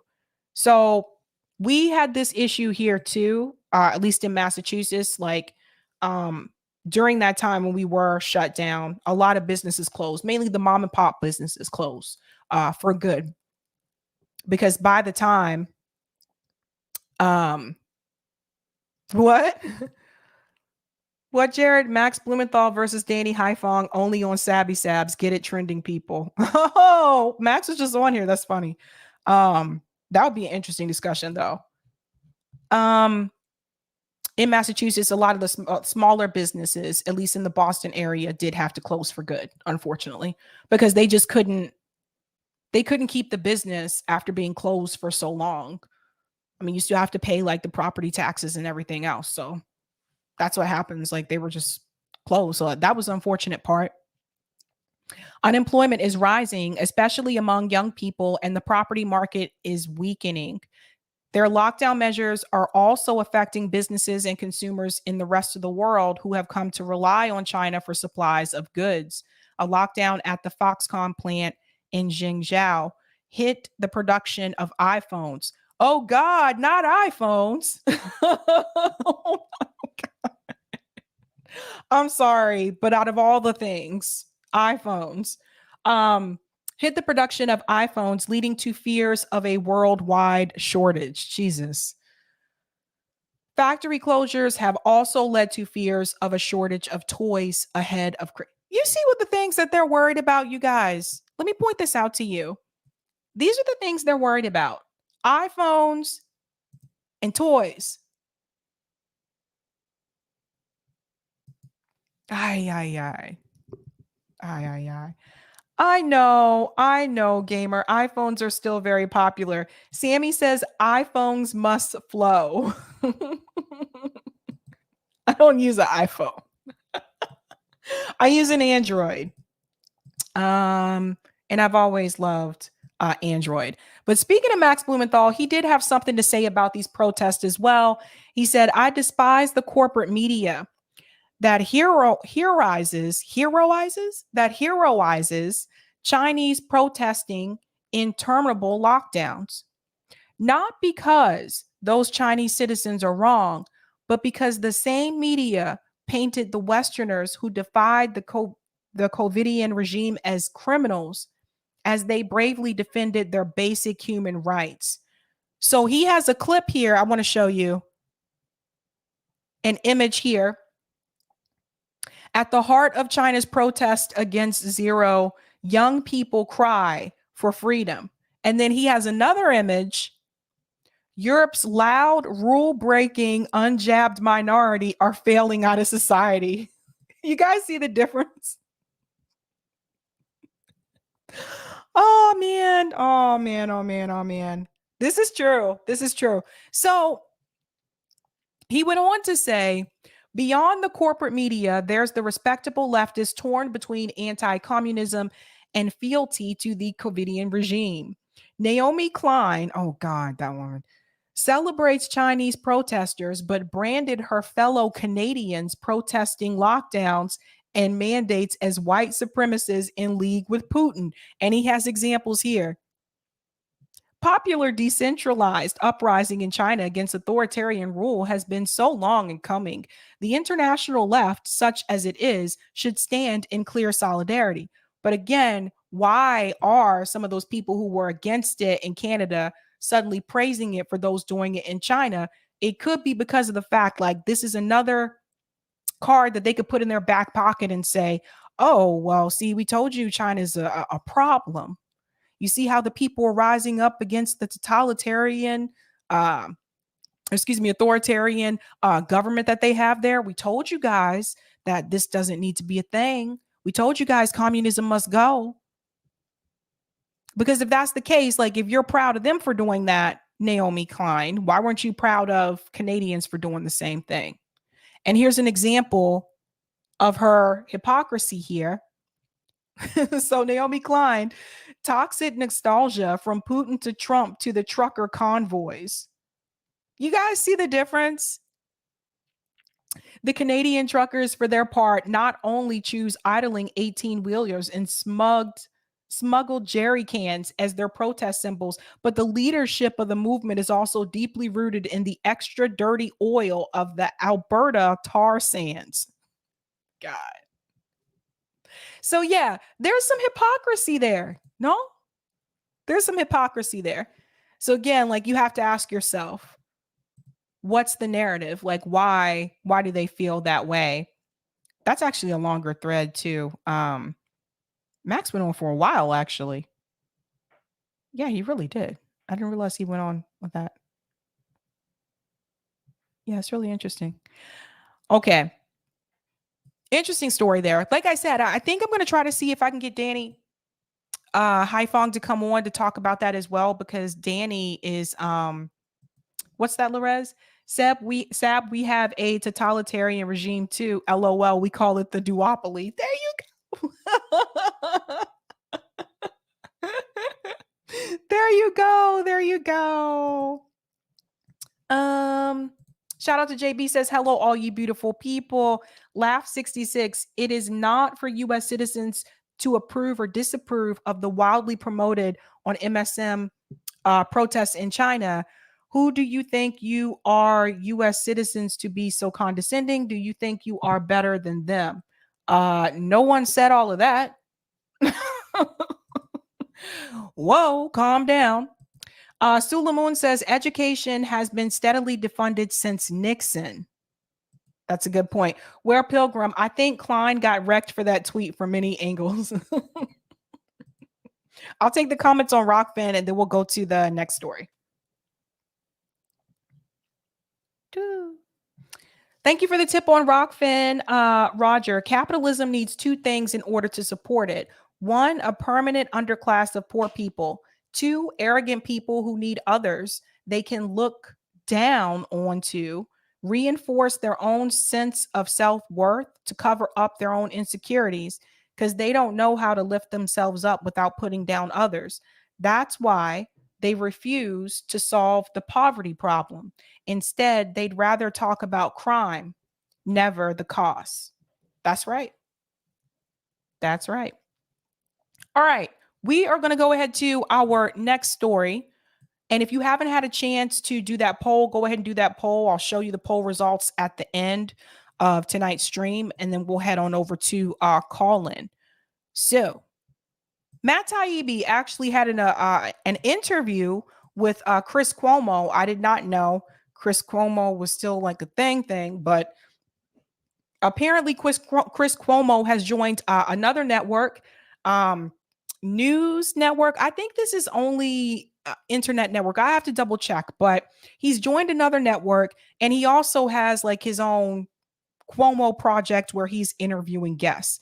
It's really interesting to me how he could bounce back so quickly after having these allegations against him of sexual harassment. Isn't that interesting how people who have money and they have networks and things like that, how they can just easily just bounce right back like that and put his face right back on the screen? Anywho, Matt Taibbi had this interview with Chris Cuomo, and there's a couple of things that were discussed here. And one of the things that Matt Taibbi talks about was the difference between Hillary Clinton and Donald Trump. And they talk about the midterms and so much more. But I want you to hear what they say at this point right here. That has to be, but now once you built that into polling, now I use polls for what they are. We want to talk about sentiment. I'll use polls all day long. People tell the truth about what bothers them. It's not like, what do you want Matt Taibbi to talk about? I want him to talk about only the most serious things. I have no time for frivolity. Oh, that's good, because he's got this interview with Kim Kardashian about what ended her marriage with Ye. Oh, I've got to watch that, though. That I got to read. Here's what I'm voting on. It's good. Who am I voting for? I judge it by a third. And I think that we learned that in 2016. I knew nothing. I knew that I had gotten his celebrity and the impact of celebrity wrong about halfway through. And I knew that he was running against the perfect person for something impossible to happen about 2/3 of the way through. That these guys do not want to vote for her. These people in my life, these small business guys and trades guys and successful guys, big fishing boats. You know what I mean? Like, they don't have, a bunch of letters after their name, but they got big degrees from the school of life and hard knocks, and they've done well. And they were not going to vote for her. And that's when I started changing how much I was pushing how bad that campaign was. But you have to notice at that point in time, Chris Cuomo was still on CNN, and he had that primetime show on CNN, which at one point was one of the most watched shows on that network. And so there was only so much that he could say at that time. Think about it. You're on CNN. What he just told you right there, I didn't hear him say that on CNN. So he knew, and that just goes to show you, I told you the narrative is controlled. He knew people that were in his life and his space that were like, no, I'm not going to vote for Hillary Clinton. But he could never say that on CNN. He couldn't say what he just said here. That shows you how the narrative is controlled. I don't even know. I'll have to check. I don't know if they brought Matt Taibbi on CNN either. I don't know if they've done that. Lose to Trump if you screw. Oh. We'll take it back a little bit here. People tell the truth about what bothers them. It's not like, what do you want Matt Taibbi to talk about? I want him to talk about only the most serious things. I have no time for frivolity. Oh, that's good, because he's got this interview with Kim Kardashian about what ended her marriage with Ye. Oh, I've got to watch that, though. That I got to read. Here's what I'm voting on. It's good. Who am I voting for? I judge it by a third. And I think that we learned that in 2016. I knew nothing. I knew that I had gotten his celebrity and the impact of celebrity wrong about halfway through. And I knew that he was running against the perfect person for something Oh, I just have to add, Big Mad Crab. I didn't know. Someone sent this to me. I didn't know this interview happened either. Possible to happen about 2/3 of the way through. That these guys do not want to vote for her. These people in my life, these small business guys and trades guys and successful guys, big fishing boats. You know what I mean? Like, they don't have, a bunch of letters after their name, but they got big degrees from the school of life and hard knocks, and they've done well. And they were not going to vote for her. And that's when I started changing how much I was pushing how bad that campaign was. Because you only lose to Trump if you screw it up, because you have abandoned people's fears and needs so profoundly that out of desperation, they will choose somebody just because he seems to hate the right people.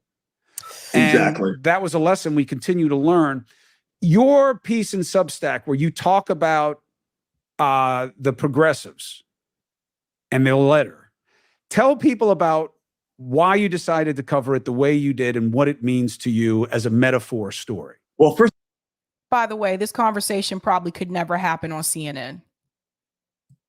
First of all, I've been hearing from people in Congress all summer that there was an effort to try to think about what the end game is in Ukraine. All right. I think most people in Congress understood that they weren't going to politically be able to stand up and say, well, we need to stop sending money to Ukraine for arms. But there was a segment of people who were worried that there was no policy endgame for the White House. And so they wanted to begin that conversation. And this was the genesis of what became the quote unquote peace letter in the Congressional Progressive Caucus. They had 30 members sign it. As often happens in Congress, they didn't release it for months after it was signed. Within 24 hours after it was signed, all the members who signed it were denouncing themselves for all the things that we were talking about previously on the show. It was the Twitter blowback primarily, and then there was some nut-cutting stuff that went on behind the scenes politically, where the members, particularly Premier Jayapal, the leader of the caucus, were basically told, you're never going to work in this town again if you don't renounce this letter. Pretty soon, not only is there no letter, they retracted it, which is extraordinary. It never happens in Congress. But the progressives were articulating a new casus belli for Ukraine, which to me, it's just an extraordinary story about the power of social media and the power of media generally. You had people who actually who believed one thing and made a political calculation and were so overwhelmed by the media response that they turned themselves completely inside out within 24 hours. That's the problem with playing small ball. When you play small ball and you're fighting for an ever-shrinking electorate, and that's why, when people ask me anything about emotional motivation in terms of my work, I'm just frustrated. I know that everything should be better than this, and it's not because I'm some kind of romantic or idealist. I am absolutely the true definition of hard bitten. I just know that in terms of what works for me in my life, I can't do bitterness, anger, revenge. Those things don't work for me. They don't allow me to do and be what I want to do and be. Chris is saying a lot about himself here. I won't. I'd never move past it. I used to joke with people, and I was telling the truth. I didn't even really realize it. When they'd be like, oh, well, this person, said this shit about your, fill in the blank, your father, your brother, you, whatever. And I'd say, man, if I made all my decisions in this business based on who had done something I don't like to my father or my brother or my family, or me, I wouldn't have anybody to talk to. I got to let those things go to do the job, because at the end of the day, I'm trying to do something for other people. So my frustration is true, Notori. It's like a totally different person. is we have abandoned the majority. We have abandoned the majority in our politics, and they're fighting off this shrinking electorate. And that's why the right is as absolutist as it is. But part of the problem too is for Chris Cuomo is that, and when he talks about we abandoned the majority, what he has to consider as well is the fact that according to the exit polls, and especially according to the polling at that time and the exit polls, the majority of people wanted healthcare for everybody. The majority of people wanted the policies that Bernie Sanders was running on. But people like you, Chris Cuomo, you smeared Bernie Sanders and you said those policies were too extreme. And so, it's just, who is this person? Like, who is this guy? Like, he did not talk like this on CNN. So this is Chris Cuomo admitting to you that he knew what the majority wanted, but he couldn't say it on that network. What does that tell you about mainstream media? Has to be. They can't lose anybody. They can't. They have to cater to people who are fringy folk. They can't win. otherwise. I disagree with that. I think that's wrong, but go ahead. No. Let's take it one by one. Why is it wrong? Which part of it is wrong, by the way? Wrong how? Well, I think the conventional definitions of left and right are all over the place now. And it's very difficult to make pronouncements about left and right in the same sense we would have used those words 20 years ago that make any sense at all right now. Agreed. We wouldn't have used left and right 20 years ago. We said Democrat and Republican. We only talked right when we would talk far right. We never even mentioned far left. But now it's all I talk about is left, right. Continue. Right. Well, but Democrats are not left. See, that's liberal. That's not left. That's not left. This is why it bothers me. It bothers me when he makes that assumption there. We would have said liberal and conservative 20 years ago, maybe, but those terms don't mean the same thing anymore either, right? So, but just to take an example, there are plenty of people on what we would call the right who are Trump supporters, who are isolationist about this Ukraine conflict. The overall electorate, 57%. Is in favor of opening some form of negotiation with Russia. Now, that's a good point to note. The overwhelming 57% want some type of negotiation.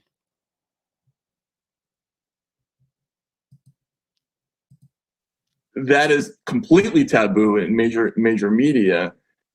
Some of those people are on the far left, or like the old anti-war crowd that you might have seen marching against the Iraq war in 2002, 2003. Some of these people are new kind of neo-isolationist Trumpers, but they're all over the place. I mean, there are big clumps of people who are for all sorts of things that, that are different from our previous assumptions. That there's a tremendous hostility, for instance, to expertise on Wall Street, right? Like that's a new thing. We didn't have that pre-2008 where right wingers would have been described themselves as being really angry about what the Federal Reserve was doing, right? This is a new thing. So all this stuff is just difficult to define. Like you never know whether a thing is really a fringe opinion now or whether it's actually a majority opinion and it's just not reported that way. I agree. If you look at it policy preference by policy preference. Now, the reason that I lied over those things in a sentence about us is because we don't fight on those battlefields very often. It's just about who's good and who's bad. Put me in and I'll stop Taibbi from doing what he's doing. I don't really have to voice where I am on the different policy positions. Smaller government, less taxes, less involvement, stay out of my house, stay out of my school, we're good to go. What I'm talking about is on the right, the reason that you would have real Republicans, okay? Like the Republicans that I married into 21 years ago, almost to the day. They would not deny what January 6th was about. They would not shit on our election process without really good proof. They would never condone trying to decertify an election. They would never condone the blind eye towards so many things that Trump and his administration represented that are anathema to conservatism. But parties change. And this is the thing, like the Democrats of 50 years ago were not the Democrats that we have now. They're not the party of the working class anymore. If we want to go a little bit further and we want to talk about this FDR Democrat that some people refer to, none of those things were passed in my lifetime. We want to talk about Social Security. We want to talk about Medicare. None of those things were passed during my lifetime and even during my adulthood. So the Democratic Party has also changed, not just the Republican Party. And I wish Chris would express that more as well, as the fact that how did the Democratic Party go from being this party of the working class per se to this party that embraces Goldman Sachs and Wells Fargo? How did it go from that? So I think both parties have changed over time, but I also think at the end of the day, once corporate money got into politics, we were all pretty much done. That should have never happened. It has to happen today. So those guys are lost. My in-laws and all that, now they just say they just vote for the person. You know what I mean? They're in their 80s And they're beautiful people. They're real conservatives. They're Catholics. They're new to this country. They're both. I don't know how Matt did this, but this interview is an hour and 8 minutes. I don't know how Matt sat through this for the whole time. Because I didn't start from the beginning with good reason. But I don't know how he sat through this the whole time. Chris Cuomo's going on about his family and saying that they're Republicans and that they're good people. Why do people feel the need to do that? Why do people feel the need to do that when they tell you that someone in their family is a Republican? Why do they feel the need to say, but they're a good person? Like, why do you need to tell me that? So he's going on all about himself, me, I. I don't know how Matt hung in here as long as he did. First in here, they're both born somewhere else, and they're real conservatives. But their votes, that's not who it's about right now. The votes in that party that they need to win dictate what you're going to hear. Ted Cruz is a smart man, okay? He plays ridiculously small ball all the time. Defund the IRS. That's what I'm talking about. These positions that play to fringe mentality because of a shrinking electorate. That's what I'm talking about. You are correct. I don't know what the labels mean anymore. I don't know what they mean. I don't know who is what they say they are. I don't know. I'm talking about only in terms of the electoral game. I would describe it more as, instead of left and right, I think the real dividing lines now in America are insiders and outsiders and educated and uneducated, right? Like that's the most predictive thing. Does a person have a college degree? There's an overwhelming likelihood that person is going to be a Democratic voter. Do they live in a town where the income is in the top tax bracket? They're very likely to be Democratic voters. In fact, the numbers are ridiculous. Like of the top 50 congressional districts by wealth in this country, 41 of them now are held by Democrats. All of the top 10 are held by Democrats. That right there goes to show you how much the party has changed. And he's right. And we see this every election, right? When we go over the stats and we go over the data that shows you how people voted and what their background was. And notice that the college voters, or most of the college voters, tend to vote Democrat. Also, there's the income bracket as well. So that right there lets you know the Democratic Party, they stopped trying to find a way to please working class people. And they started to find a way. Let me see how we can please some of these upper middle class suburbanites. Let's see how we can please some of them. So that right there, again, that confirms how the party has changed over time. So education and wealth are very predictive of being in one place, but there's this tremendous anger toward the people who've run this country for a long time.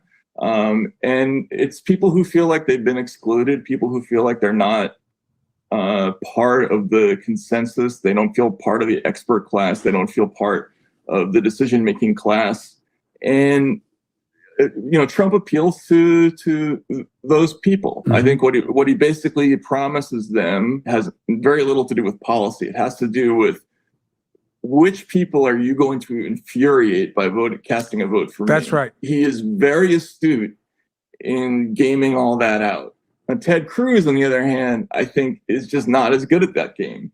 He's tried to be a traditional Republican in a world where that doesn't really make sense anymore. It's that creature isn't there.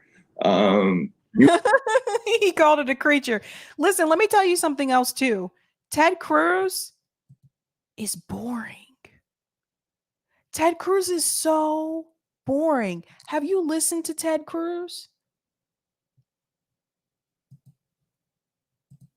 You have to be thinking in terms of much grander themes if you want to win the election now. I thought for a while that this was going to happen on both sides of the aisle, that Sanders was going to win in 2020, and you would be left with basically two outsider archetypes duking it out in politics. But really, when the Democrats won, when Biden won, we're still left with this insider versus outsider thing, which I think is just it's the reigning metaphor for American politics now. It's so interesting. I'm old enough to recognize paradigm shifts, right? Mm-hmm. Yeah. So when I was 20, the idea that the Democrats would be the rich and the super educated was nonsense. The Republican was the guy in the suit with the cigar in his teeth, driving a Lincoln. That's your Republican.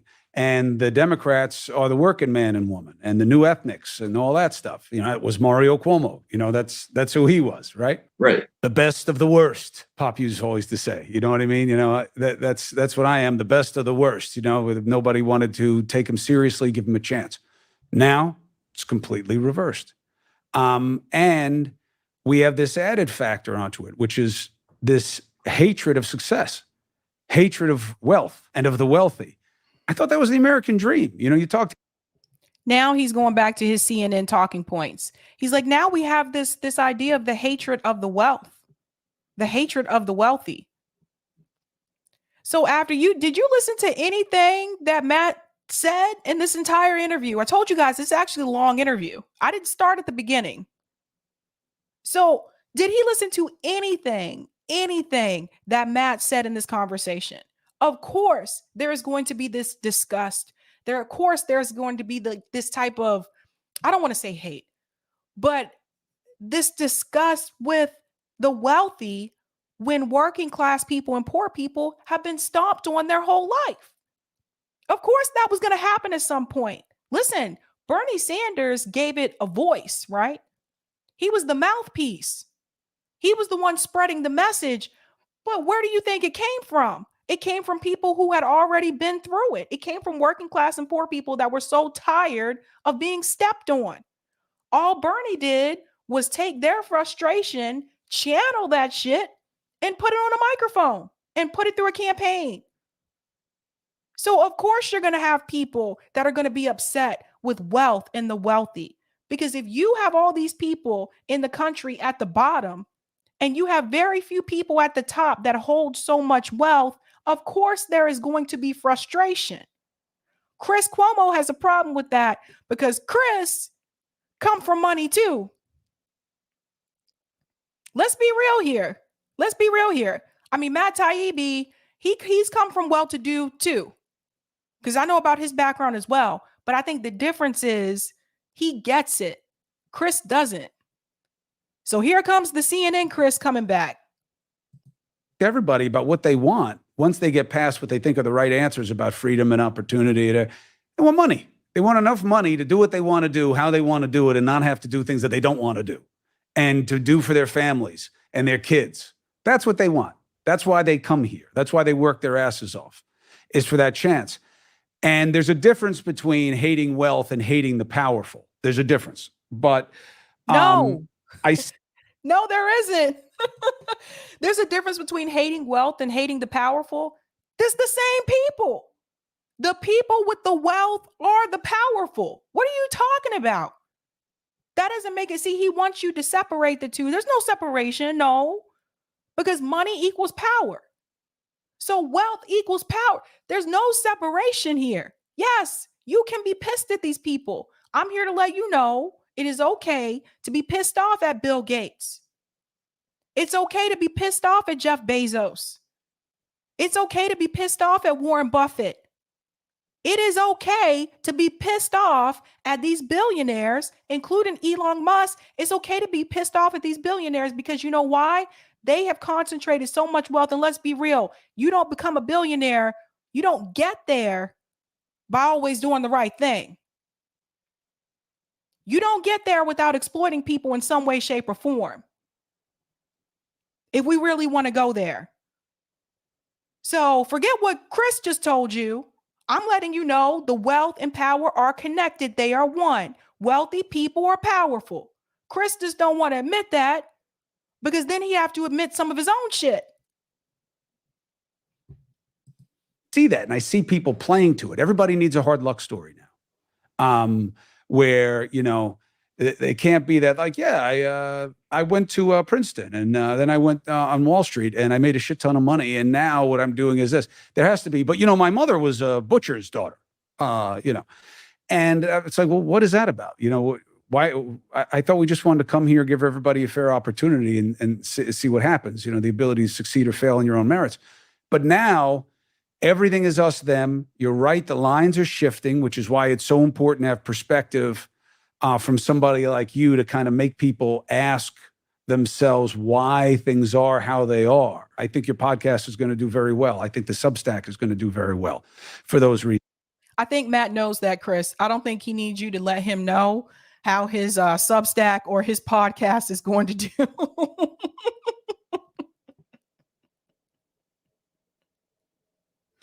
He kills me when he says that I thought everyone was supposed to come here and get a fair share. Do you know the history of this country, Chris?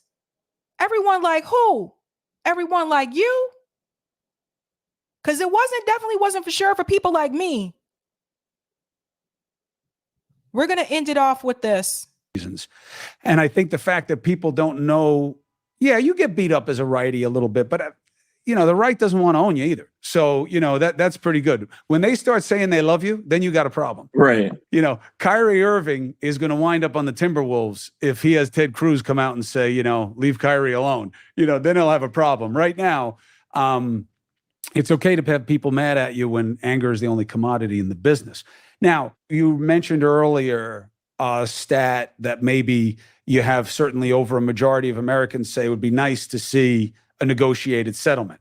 I'm not surprised by that. I'm surprised it's not higher for the simple reason of, well, doesn't everybody prefer peace to war? And isn't how they all end? Unless there's like a decisive victory, which we almost never see anymore, you negotiate something to leave. Why do you think it's not happening? Well, this is No, Chris, I don't know why you're surprised about that, because networks like the one that you were a part of haven't been giving people the true narrative about the war to begin with. So that number probably would be higher if mainstream media had been telling people the truth about the conflict from the very beginning, from the get-go. This is the ultimate win-win situation for the Pentagon right now, and for the donor class. I mean, I've done a ton of stories about military contracting over the years. This is the ultimate for them. You have an open-ended conflict with a legitimate, well-armed foe. You have a local population willing to fight them to the death, right? And it's basically an unlimited market to sell weapons to, right? So go around Washington and ask if anybody's interested in finding the end to the situation. Politically, you're just not going to find a whole lot of will around there for coming to an end to what makes a lot of donors happy. How much of it is money and how much of it is righteous indignation? I mean, you talk to the Ukrainians. Ukrainians want a lot more weapons. They don't have the money to buy them. But they say they need a lot more given. But let's be realistic. Ukraine is not going to conquer Russia. They're not going to march on Moscow. That's not going to happen. Right. Thank you. Thank you so much for saying that. Thank you for saying that. Thank you. That is not going to happen. And anyone who thinks that's going to happen, and some people do because they only been listening to mainstream media, if you think that's going to happen, you're being naive. That is not going to happen. Meanwhile, we've given them billions and billions of dollars out the door. To do what? To accomplish what? Just want to get them out of their borders. Now, do you think that should have to happen, or that should be a precondition to terms of negotiation with Russia? Should they have to leave areas that are not theirs? That question is a little bit above my pay grade. I think you could start negotiations somewhere south of territorial discussions. And that's why I think it was important.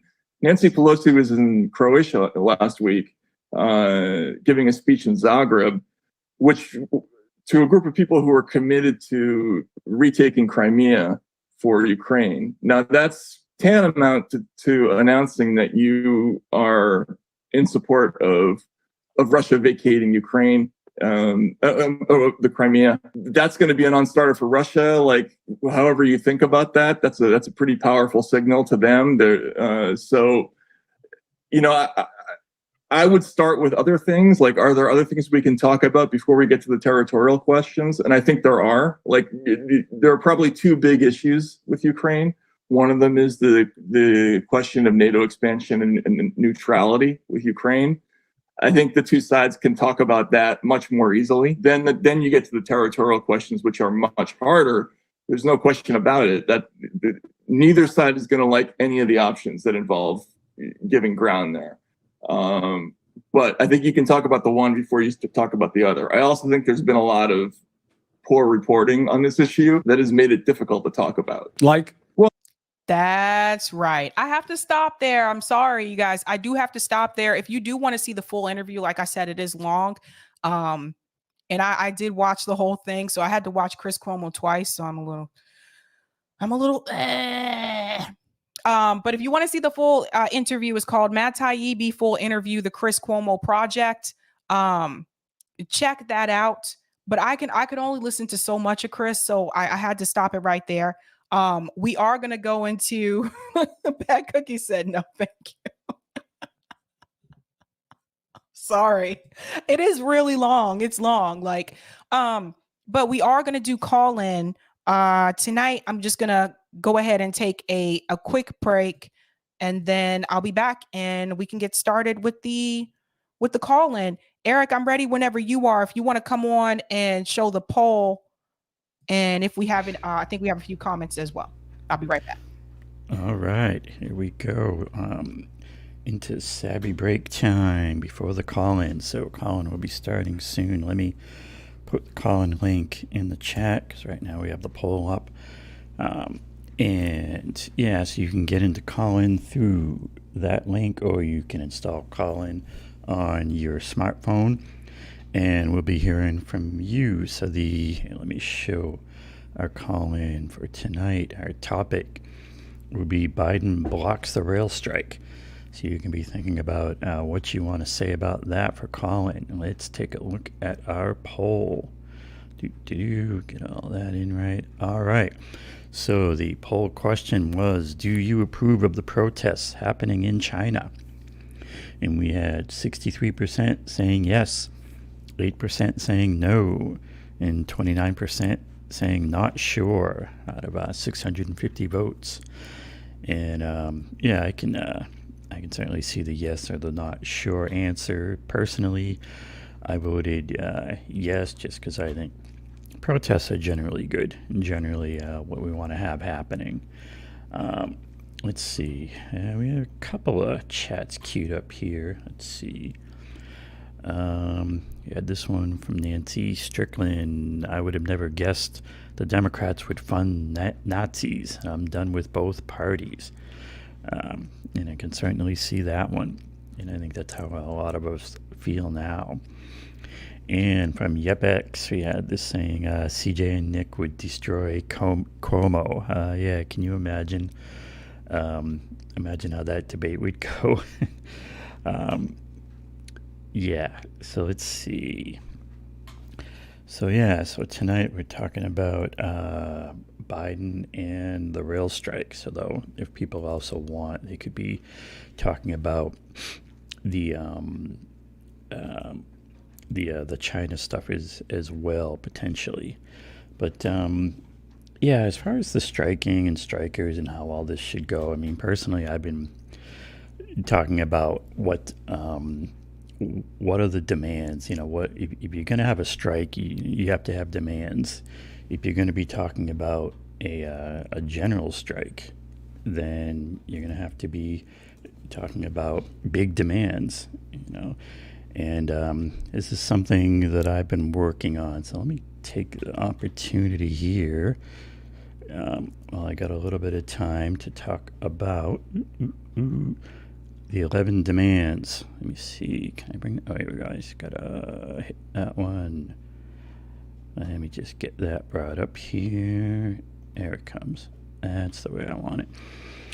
And so if you go to my website, erictred.com, that can lead you to the 11 demand strategy and 11demands.com.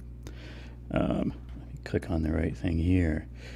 So kind of the idea is that, yeah, I'll just kind of go into to what this starts off with is, you know, both major political parties are thoroughly corrupt and only serve the interests of the billionaires and large corporations. Educating people about this difficult reality is a crucial first step, but what is step 2? Because I mean, what I've been thinking is that we really need to be giving people a path. I mean, we talk about the problems and whatnot, and that's crucial. But then, what are we gonna do about it? And it's kind of what I've been thinking about and what I've been after. And so the concept, the 11 demand strategy proposes the formation of a mass movement centered around a coherent, concise set of demands and the coalescing of direct action, mutual aid, and electoral efforts to achieve a better world. I got to show this chat. And Terry, all the demands. Well, thank you. And I'm actually due to be on JB's show next week. I think next Tuesday. So keep an eye out for that. And we'll be talking more about that on his show, I think. But as far as like the concept of a strategy centered around the demands, so you construct a list of demands for systemic change, and that's the other page that gets into the demands and the details. Embrace mutual aid and direct action as crucial tools for collaborative support, education, and progress. Ask every candidate and representative, do you support the demands? What are you doing to enact them? If they're not on board, then you're against them. If they are on board, especially third party, then you're for them. When roadblocks are encountered, intensify direct actions. It means protests, general strikes, sit-ins, boycotts, and be relentless about pointing out the real source of our problems, the billionaires, the mega corporations. It's the top 0.1% versus the rest of us. This is the fight. And so I'm talking about if we're going to have a big general strike, then we need to know what we're striking about. We need to have... I just think we need to be clear about it. We need to be not just saying things are bad and we need to strike. And as far as the demands, the biggest thing, and before I come into that, I'll just remind people again, this is the break before the Sabby call-in, and Sabby will be back on shortly, and then we'll get into the call-in part, in case people are wondering what happened to Sabby and why is this weird guy on talking about demands.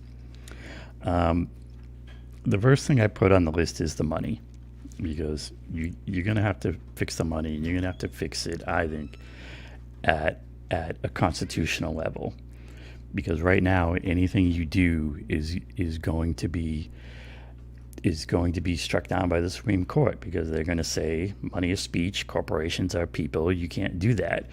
Even ballot initiatives at the state level can potentially be struck down by the Supreme Court, because they're going to say, well, you're doing an improper regulation of speech.